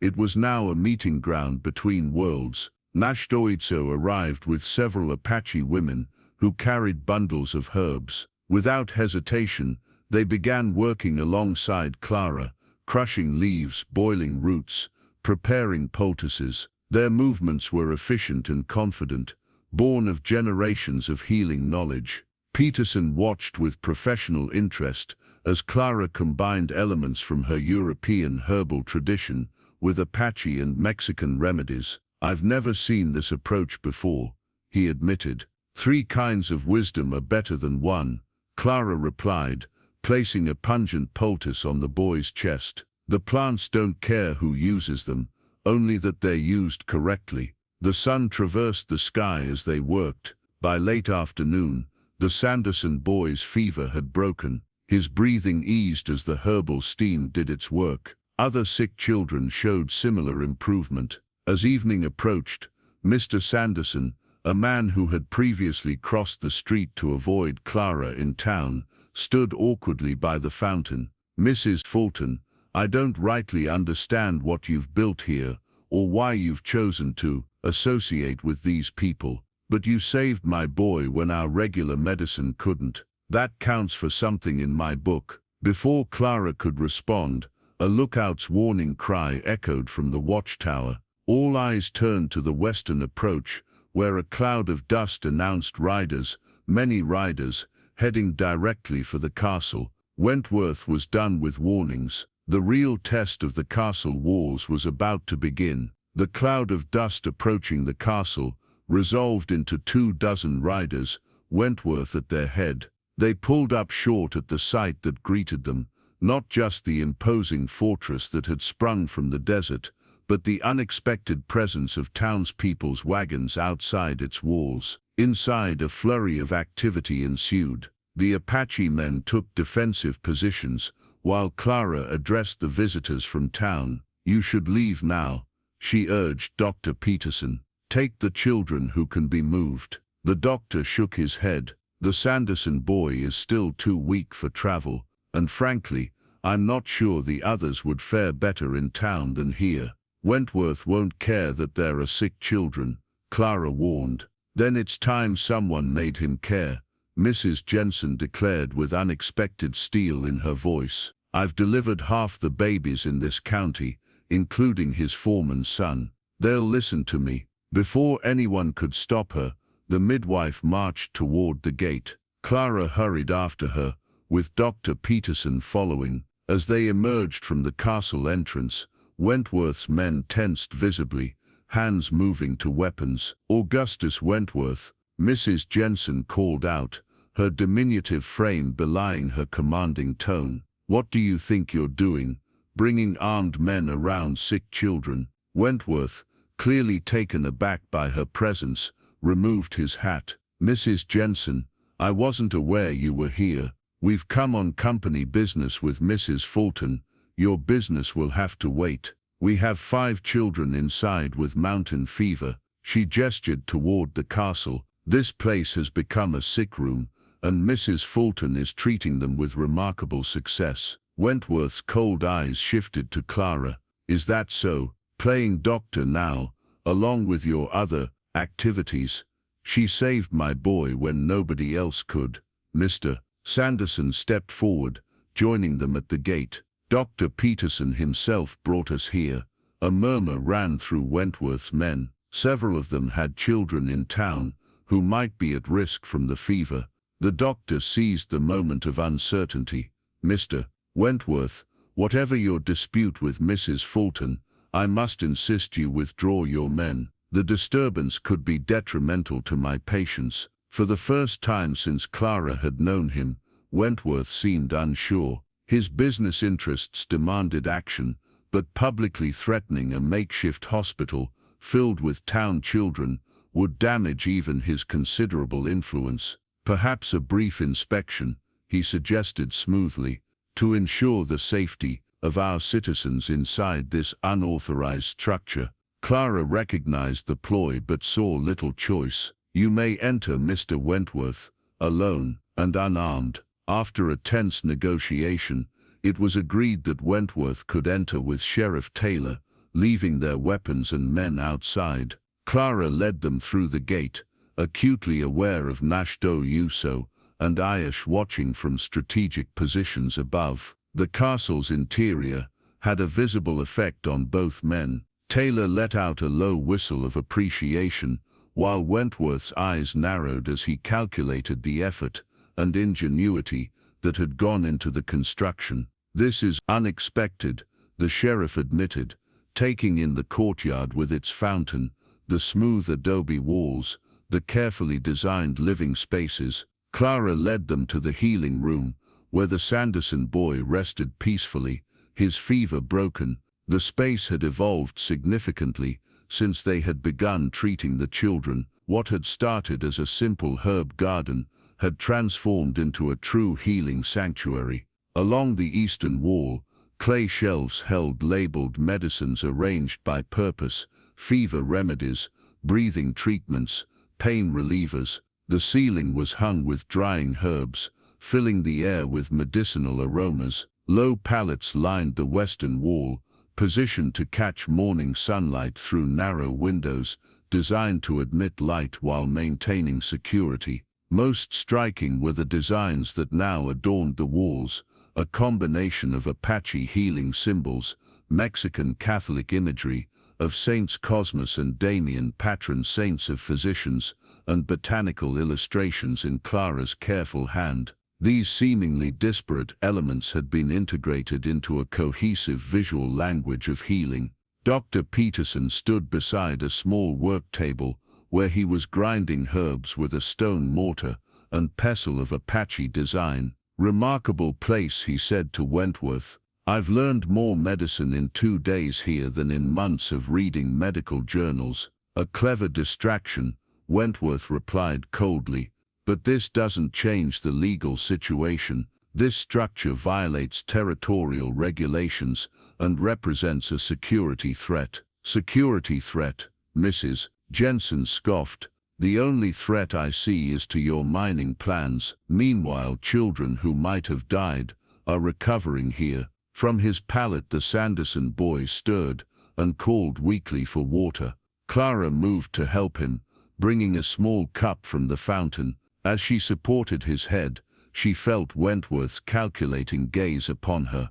A temporary reprieve, Mrs. Fulton, he said quietly. Once these children recover, you'll find public sentiment is fickle, especially when jobs and prosperity are at stake. Is prosperity only measured in copper, Mr. Wentworth? Clara asked. What about the prosperity of knowledge, of cooperation, of healing? The mining magnate's expression hardened, but before he could respond, a commotion arose from the courtyard. Maria Rivera burst in, her face flushed with excitement. The Jensen girl, she exclaimed. Her fever breaks. The treatment works. A cheer went up from the waiting parents. Dr. Peterson looked at Clara with newfound respect. Whatever you've created in this healing room, it's effective. I'd like to learn more, if you're willing to teach. Sheriff Taylor cleared his throat. Wentworth, I think we need to reconsider. These people aren't causing trouble, they're saving lives. You're overstepping, Sheriff, Wentworth warned. Remember who pays for your new jail, and remember who elected me. Taylor countered, standing straighter. These are our neighbors' children. I won't be part of threatening their care. It was a small rebellion, but the significance wasn't lost on anyone present. Something had shifted, a crack in Wentworth's previously unquestioned authority. As they departed, Wentworth paused at the gate. Impressive as your little castle may be, Mrs. Fulton, don't mistake a delay for surrender. I always get what I want in the end. Clara watched them ride away, recognizing both the temporary victory and the greater conflict still to come. The castle had proven itself, not just as a fortress against physical threats, but as a sanctuary where different worlds could meet and learn from each other. The healing room had become its heart, a tangible example of what was possible when knowledge was shared rather than hoarded. He will return, Náshdóítso said quietly, joining her at the gate. Yes, Clara agreed, but we won't face him alone anymore. In his office above the Copper Springs Bank, Augustus Wentworth removed his silver pocket watch from his vest and placed it carefully on the polished mahogany desk. The timepiece was a masterwork of precision engineering, a Patek Philippe that had cost more than most men in the territory earned in 5 years. Its ornate case was engraved with the Wentworth Mining Company logo and his personal motto, "Time yields to no man." 3 days, he announced to the men gathered before him. That's how long you have to resolve this situation. Levitt, the cold-eyed problem solver, leaned against the windowsill. The Apache presence complicates things. Killing Indians brings unwanted federal attention. I'm not interested in your concerns, only your solutions, Wentworth replied, flipping open the watch to check the time. The mechanical ticking filled the silence. Eastern investors arrive on Friday's stage. They expect to see survey teams working in the Northern Valley, which means the Fulton woman needs to be gone. Sheriff Taylor shifted uncomfortably. The situation has changed. There's growing sympathy for her in town since the fever outbreak. 6 more families brought their children to the castle yesterday for treatment. Wentworth's manicured fingers closed around the watch. Sympathy doesn't build railroads or process copper. Neither does it fulfill contracts worth millions. He looked directly at Levitt. I don't care how it's done. Fire, structural collapse, Apache raid, choose your method, but that fortress cannot stand 3 days from now. As the men filed out, Wentworth remained seated, absently polishing his watch with a silk handkerchief. Progress moved according to its own inevitable timetable. Those who stood in its way were simply swept aside, sooner or later. At the castle, Clara was unaware of the deadline that had been set against her, but she sensed the approaching conflict nonetheless. The successful treatment of the town's children had bought them a reprieve, not a resolution, while townspeople now visited daily, bringing supplies, seeking medical advice, or simply marveling at the structure. Náshdóítso scouts reported disturbing movements. Wentworth men were gathering at an abandoned ranch 2 miles south. Wagons had arrived, carrying crates that the Apache scouts believed contained dynamite and other mining explosives. "They prepare for war," Ayush said bluntly during the evening council. The inner circle of castle defenders, Clara, Náshdóítso, Ayush, Roberto, and Maria, gathered in what had become their planning room, a small chamber off the main courtyard. "We should send the children away," Maria suggested.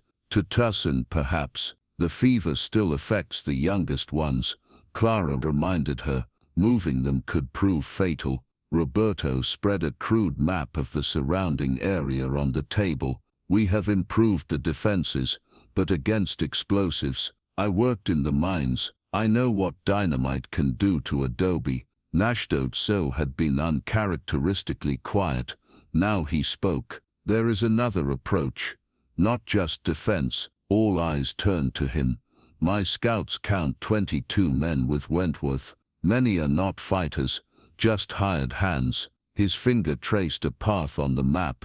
"They keep supplies, horses, explosives here. Few guards at night." Clara understood immediately. "You're suggesting we strike first, destroy their supplies." "Not destroy," Náshdóítso corrected. "Take. Especially horses. Without horses they cannot move quickly. Without supplies, they grow hungry and discouraged." Ayush nodded approvingly. "This is Apache way. Don't fight enemy at full strength. Weaken first, then choose battle on your terms." Clara felt a chill at the calculated strategy. This was no longer about building a sanctuary. It was about survival. "I don't want bloodshed if it can be avoided. Sometimes to avoid greater bloodshed, some blood must be risked," Náshdóítso said gently. "We take only what they would use against us. No killing unless necessary for defense." As they debated strategy, Sheriff Taylor arrived unexpectedly at the castle gate. Clara met him alone, noting his haggard appearance and nervous manner. "I can't stay long," he said, glancing over his shoulder. "But you should know. Wentworth set a deadline. 3 days from now, when the Eastern investors arrive, this place is supposed to be gone. And you're telling me this why?" Clara asked. "Because 6 of those sick children are from families I've known my whole life." Taylor removed his hat, running fingers through sweat-dampened hair. "And because what Wentworth planning isn't legal, even by territorial standards." He handed Clara a folded paper. "This came by telegraph today. You have powerful friends somewhere, Mrs. Fulton. The territorial governor's office is sending a representative to investigate complaints of unauthorized seizure of legally homesteaded properties." Hope flared briefly in Clara's chest. "When will they arrive?" "That's the problem. Not for at least a week." Taylor replaced his hat. "Wentworth knows about the investigation. That's why he's accelerated his timeline." After Taylor departed, Clara shared the news with the others. Far from being discouraged, Ayush seemed energized by the challenge. "So we must hold for 1 week," he concluded. "Then lawmen come. If there's anything left to see by then," Roberto said grimly. Later that evening, Clara found Náshdóítso at the highest point of the castle walls, gazing toward the town. The setting sun cast long shadows across the desert landscape, transforming the castle into a silhouette of defiance against the darkening sky. "You're troubled," he observed as she joined him. "I never wanted this fight," she admitted. "I just wanted a home where I could live in peace." "Few wars begin because people want them," Náshdóítso replied. "Most begin because people believe they have no choice." "Do we have a choice?" He turned to face her fully. "There is always choice, even when all paths lead to struggle. We choose how we struggle, with honor or without, with hope or in despair." In the gathering darkness, Clara could just make out the distant glow of campfires where Wentworth's men prepared for the coming assault. Time seemed to be ticking inexorably toward conflict, as regular and relentless as Wentworth's silver pocket watch. "Tomorrow," she decided, "we send word to every family who's been helped by our healing room. If Wentworth wants to destroy this place, let him do it with the whole town watching." Náshdóítso nodded slowly. "And tonight we visit his camp, as you say in English, to even the odds." Dawn broke blood red over the desert, casting an ominous glow on the castle walls. Clara had slept little, her mind replaying the night's events in vivid detail. Náshdóítso's raid on Wentworth's camp had been swift and effective. Under cover of darkness, he and 4 Apache warriors had liberated half the horses, relocated the supplies to a hidden canyon, and most crucially, removed the blasting powder from the dynamite, rendering it useless. They had encountered only token resistance. The 2 guards had been subdued without serious injury, and left tied but unharmed. The castle now stood ready. Every water container had been filled. Food stores were secured in the innermost rooms. The most vulnerable children had been moved to the deepest chamber, a cool, windowless space, where even the sound of gunfire would be muffled.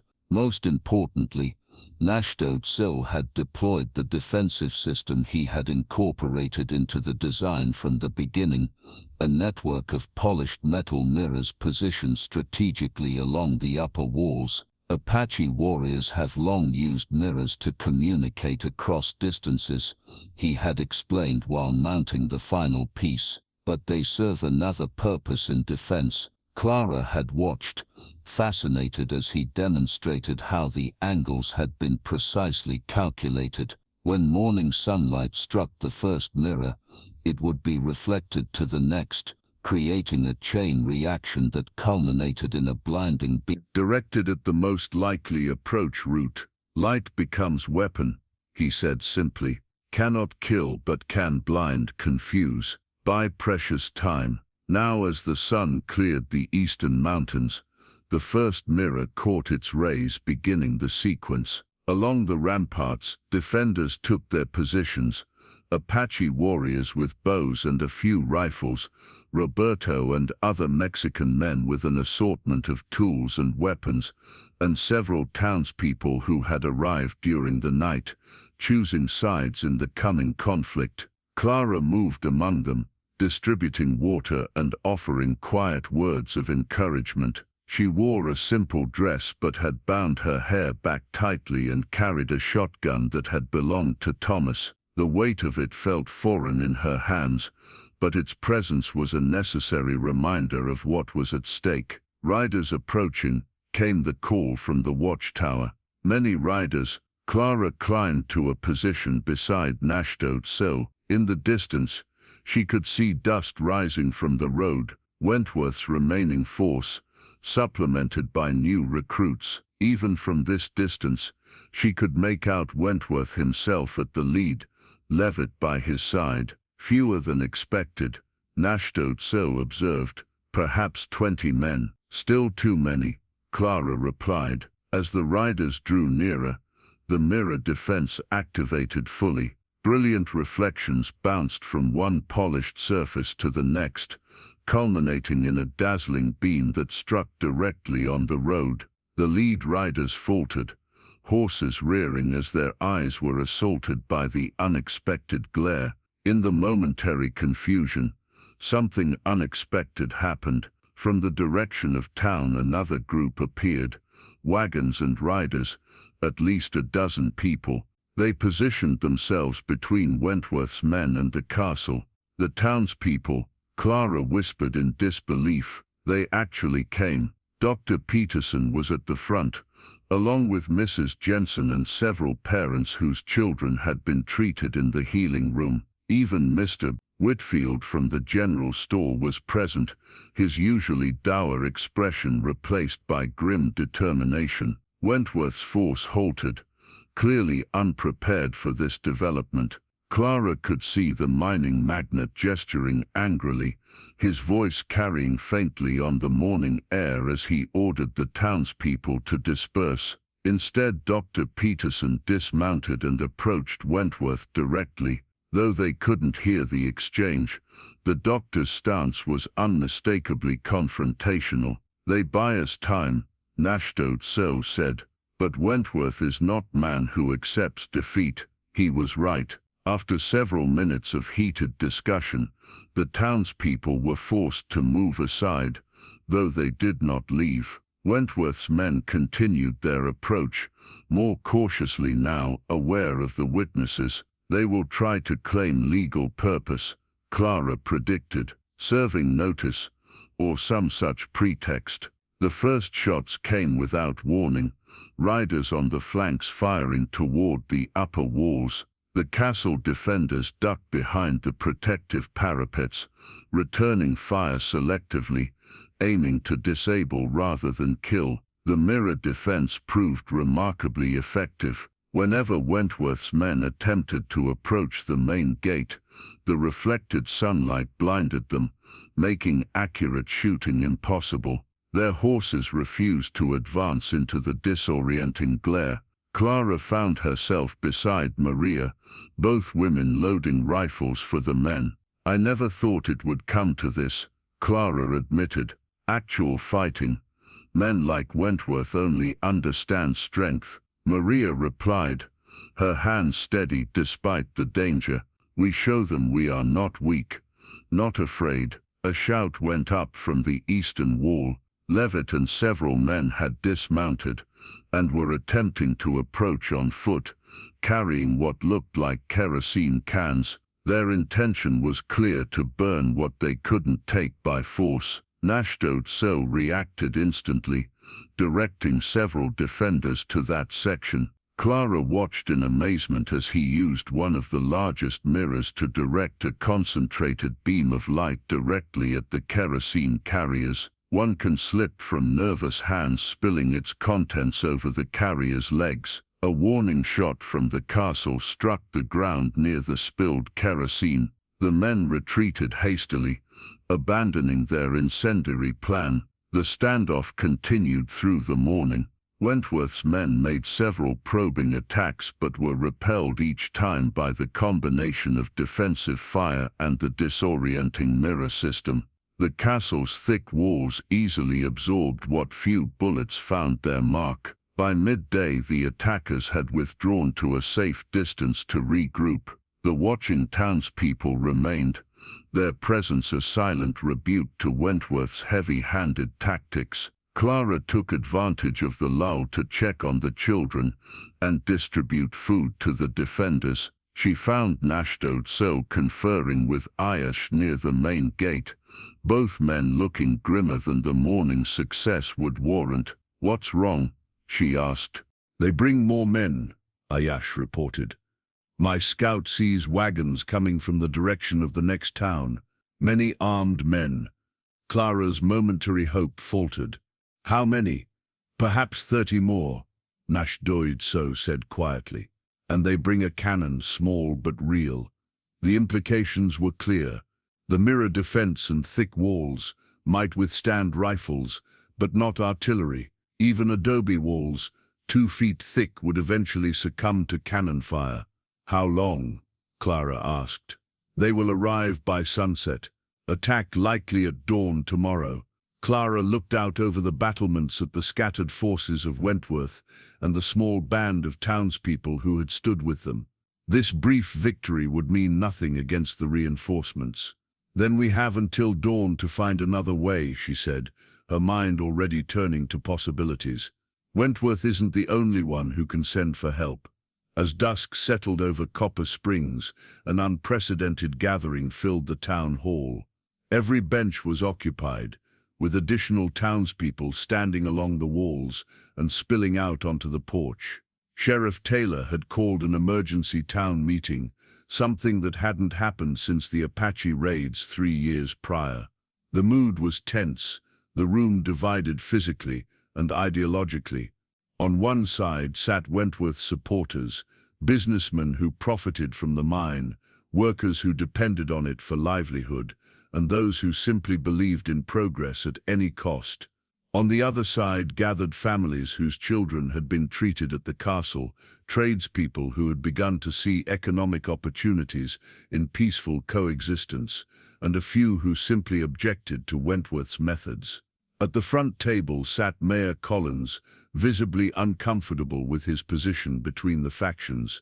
Beside him, Town Clerk Emmett Wilson prepared to record the proceedings in the official ledger, a leather-bound volume that had documented the town's history since its founding.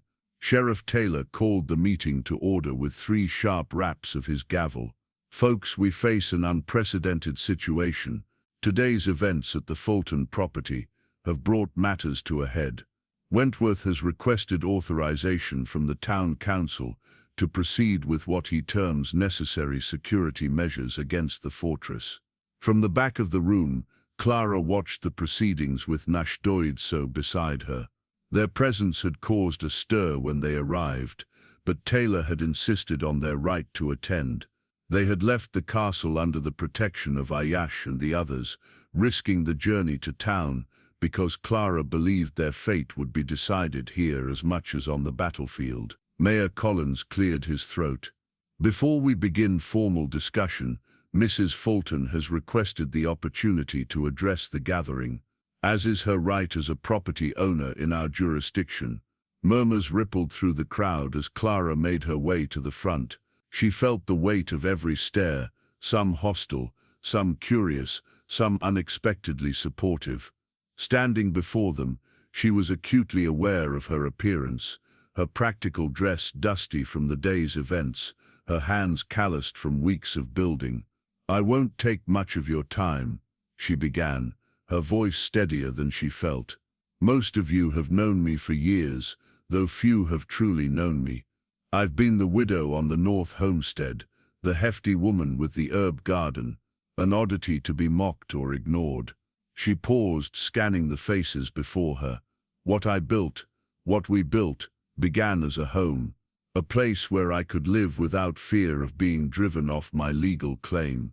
It grew into something more, a place of healing, of learning, of cooperation between people who are supposed to be enemies."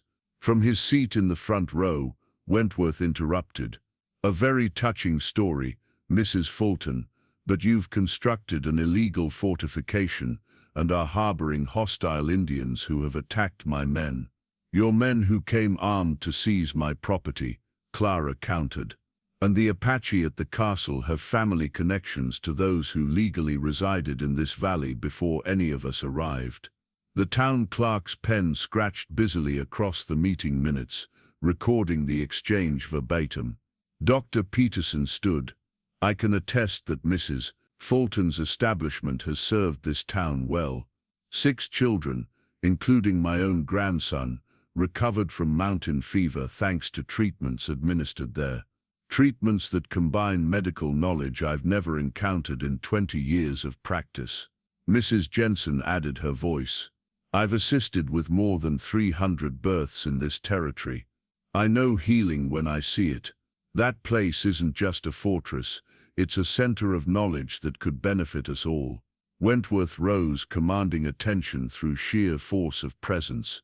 "Knowledge and healing are admirable, but they don't change the facts.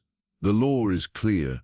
Unauthorized fortifications, especially those involving Apache, represent a security threat. Progress requires difficult decisions.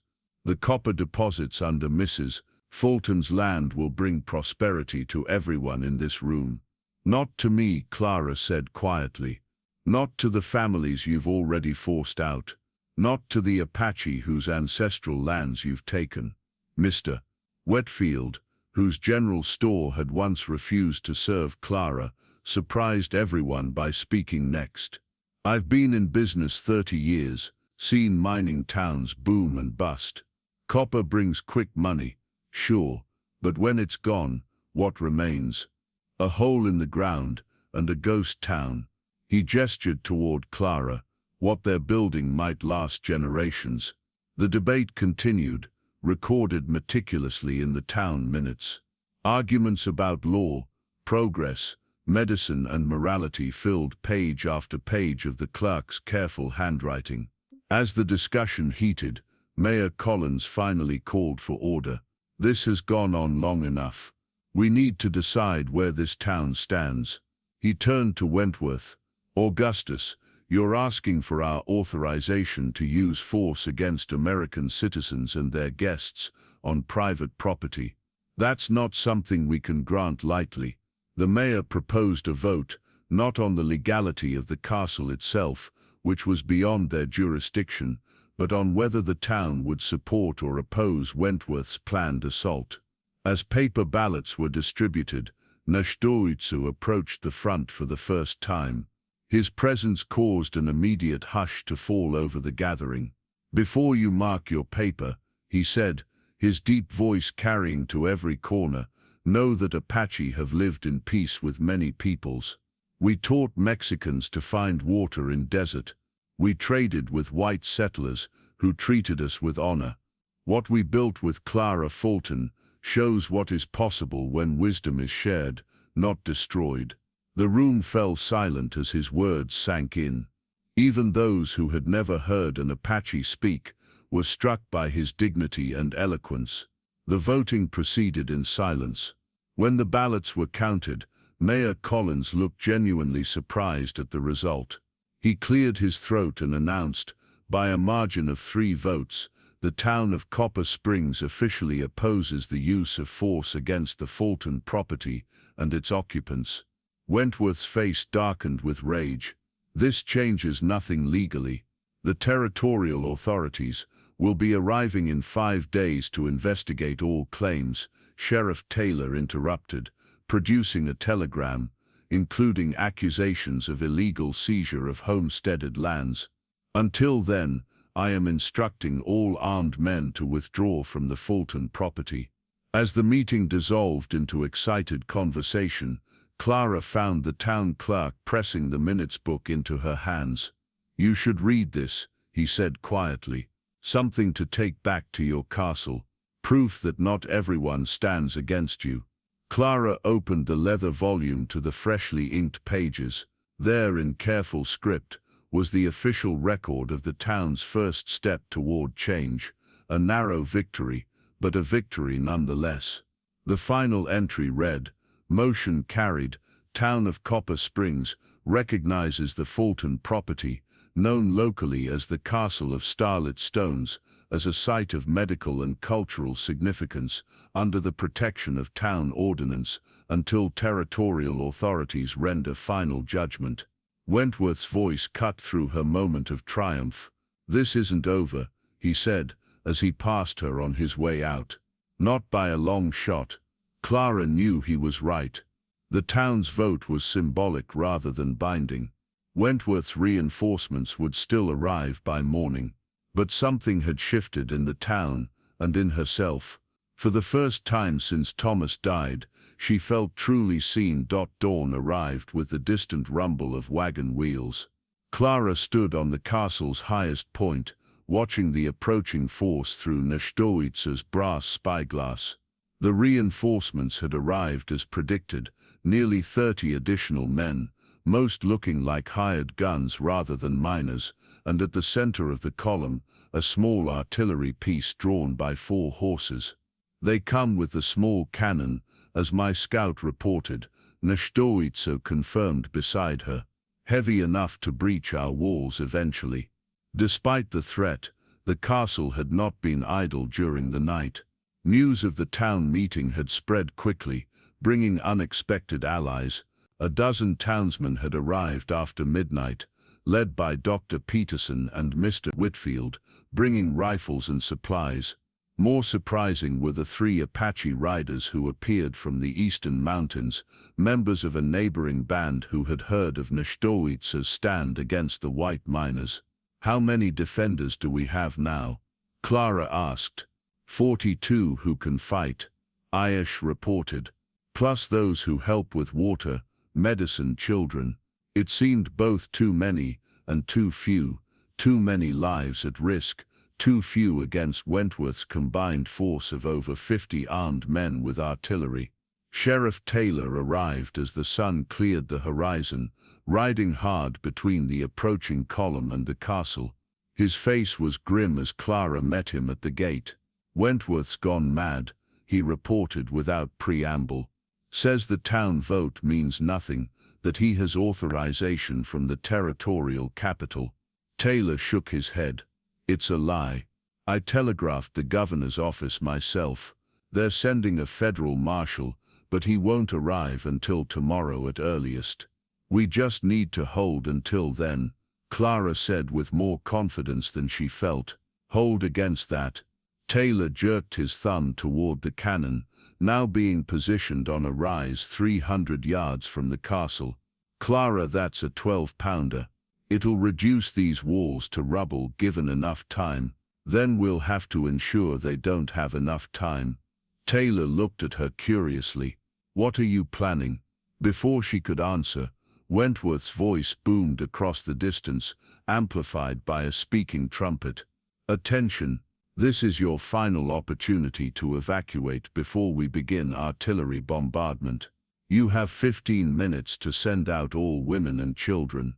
Clara's response was to raise the flag they had created during the night, a patchwork banner combining elements from all 3 cultures, represented within the walls. It snapped proudly in the morning breeze, visible for miles across the desert. "He'll fire on women and children?" Taylor asked incredulously. "He'll claim he gave warning," Clara replied, "but our women and children are safer behind these walls than crossing open ground before his gunmen." As if to punctuate her words, a single cannon shot roared across the valley, not aimed at the castle, but deliberately short, kicking up a plume of dust and rock as a demonstration of power. "That's your answer," Wentworth's voice carried again. "Then what follows is on your head, Mrs. Fulton." Clara turned to Náshdóítso. "It's time." He nodded and raised his arm. From the eastern ridge, previously empty, rose 24 mounted Apache warriors, members of his extended clan who had arrived silently during the night. Simultaneously, from the western approach, a group of townspeople appeared, forming a line between Wentworth's position and the castle. Most surprising of all, a contingent of Mexican vaqueros emerged from the southern arroyo, led by Roberto's cousin, who owned a large rancho 10 miles away. They took position along the third side of Wentworth's force. The mining magnate found himself suddenly surrounded on 3 sides, with the castle at his front. It was not an encirclement of overwhelming force. The defenders still had fewer guns, but it was a show of unified resistance, unlike anything the territory had seen. Wentworth's reaction was predictable. "Fire the cannon," he ordered, gesturing wildly at the artillery crew. The gunners hesitated, looking at the civilians now positioned dangerously close to their line of fire. The cannon officer shook his head. "Sir, there are townspeople in the potential impact zone, women among them. I don't care if the governor's wife is there. Fire that cannon." Wentworth drew his personal sidearm, an ornate Colt revolver with pearl grips, and pointed it at the reluctant officer. Sheriff Taylor spurred his horse forward into the no-man's land between the forces. "Augustus Wentworth, as sheriff of Copper Springs County, I order you to stand down. You are threatening the lives of American citizens and territorial residents. I'm securing valuable mineral rights against illegal occupation." Wentworth shouted back.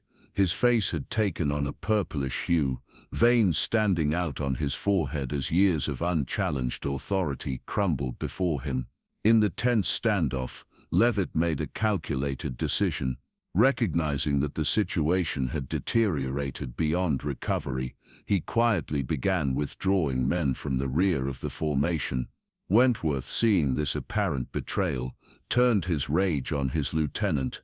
"Stand your ground, you coward!" He raised his revolver and fired at Levitt.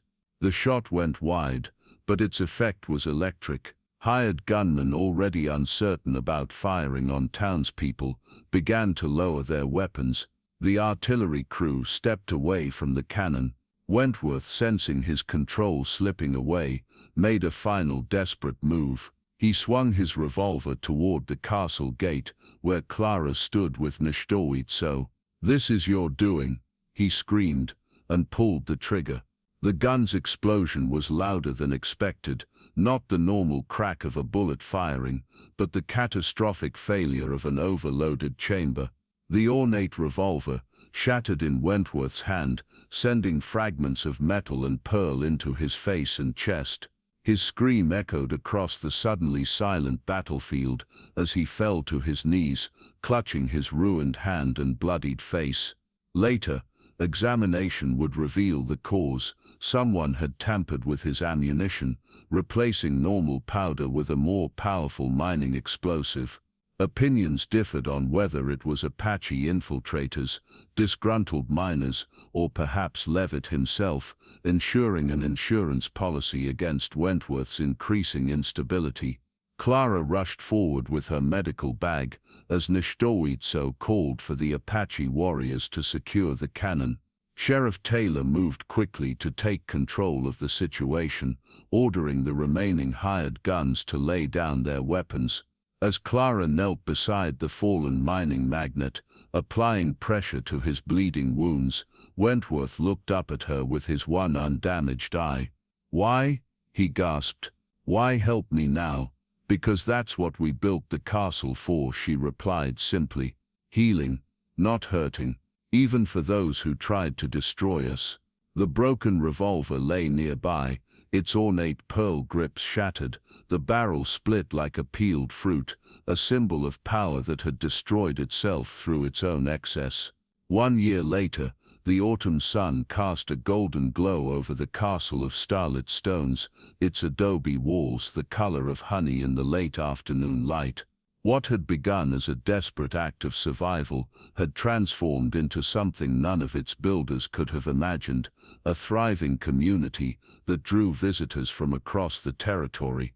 Clara stood by the main gate, greeting a family who had traveled 3 days by wagon to seek treatment for their daughter's persistent cough. The castle's reputation as a place of healing had spread far beyond Copper Springs, bringing a steady stream of patients and curious visitors alike. The gates themselves had become the castle's most distinctive feature. Constructed from massive timbers salvaged from abandoned mining equipment, they stood 12 feet high and 8 feet wide. But it was their decoration that drew gasps of admiration from newcomers. Every inch of the wooden surface had been carved with intertwining stories, Apache symbols flowing into Mexican Catholic imagery, pioneer homesteading scenes merging with desert plants and animals. The 3 cultural traditions represented in the castle had been woven into a single narrative that spoke of struggle, cooperation, and ultimate harmony. Most remarkable was the central panel, which depicted 3 figures standing together, a substantial woman with plants in her hands, a tall Apache warrior with bow unstrung, and a Mexican mother with children at her side. Above them, stars had been inlaid with polished stones that caught the light like their namesakes. Clara ran her fingers over a particular carving, a broken gun surrounded by healing plants, commemorating the day Wentworth's weapon had exploded, ending the siege in unexpected fashion. "Remembering?" Náshdóítso asked, joining her at the gate. "It seems like much longer than a year ago," she replied. After Wentworth's injury and arrest, events had moved swiftly. The territorial investigator had arrived to find a transformed situation, a mining magnate facing multiple charges of fraud and attempted murder, and a diverse community united in defense of the unusual structure that had become both symbol and practical example of cooperation.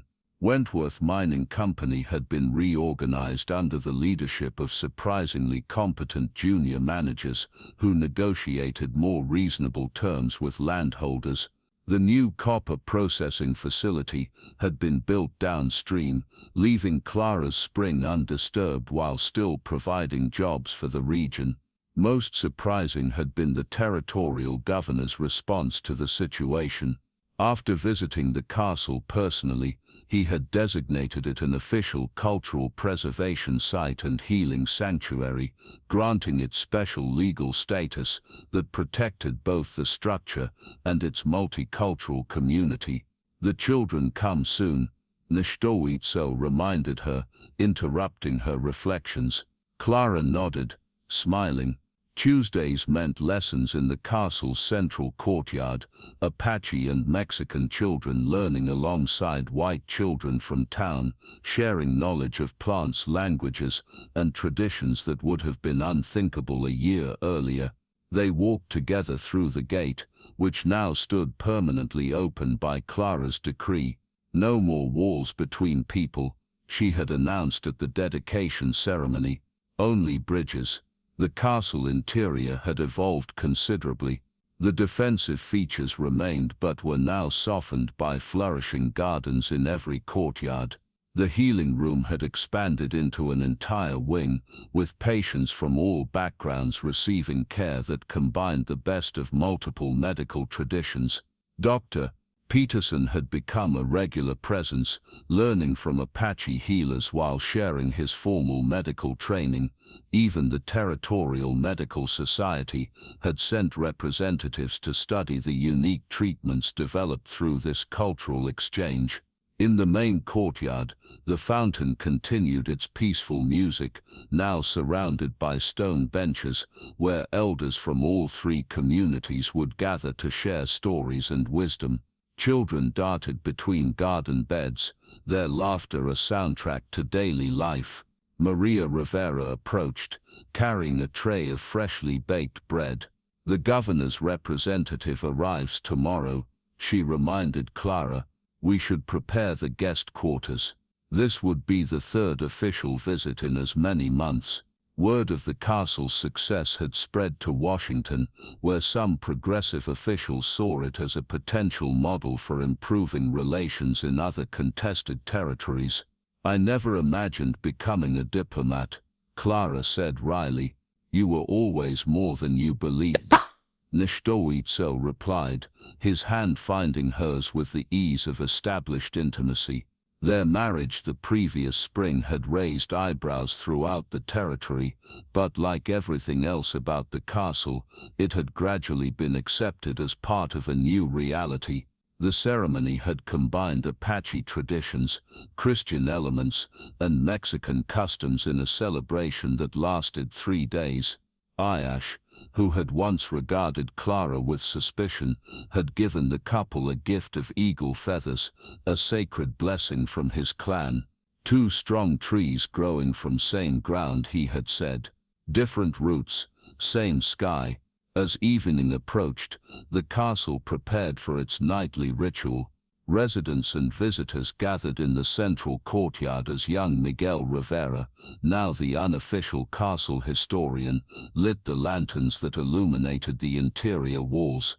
Their light reflected off carefully placed crystals embedded in the adobe, creating the starlit effect that had given the castle its name. Clara and Náshdóítso climbed to their favorite spot on the western wall to watch the sunset.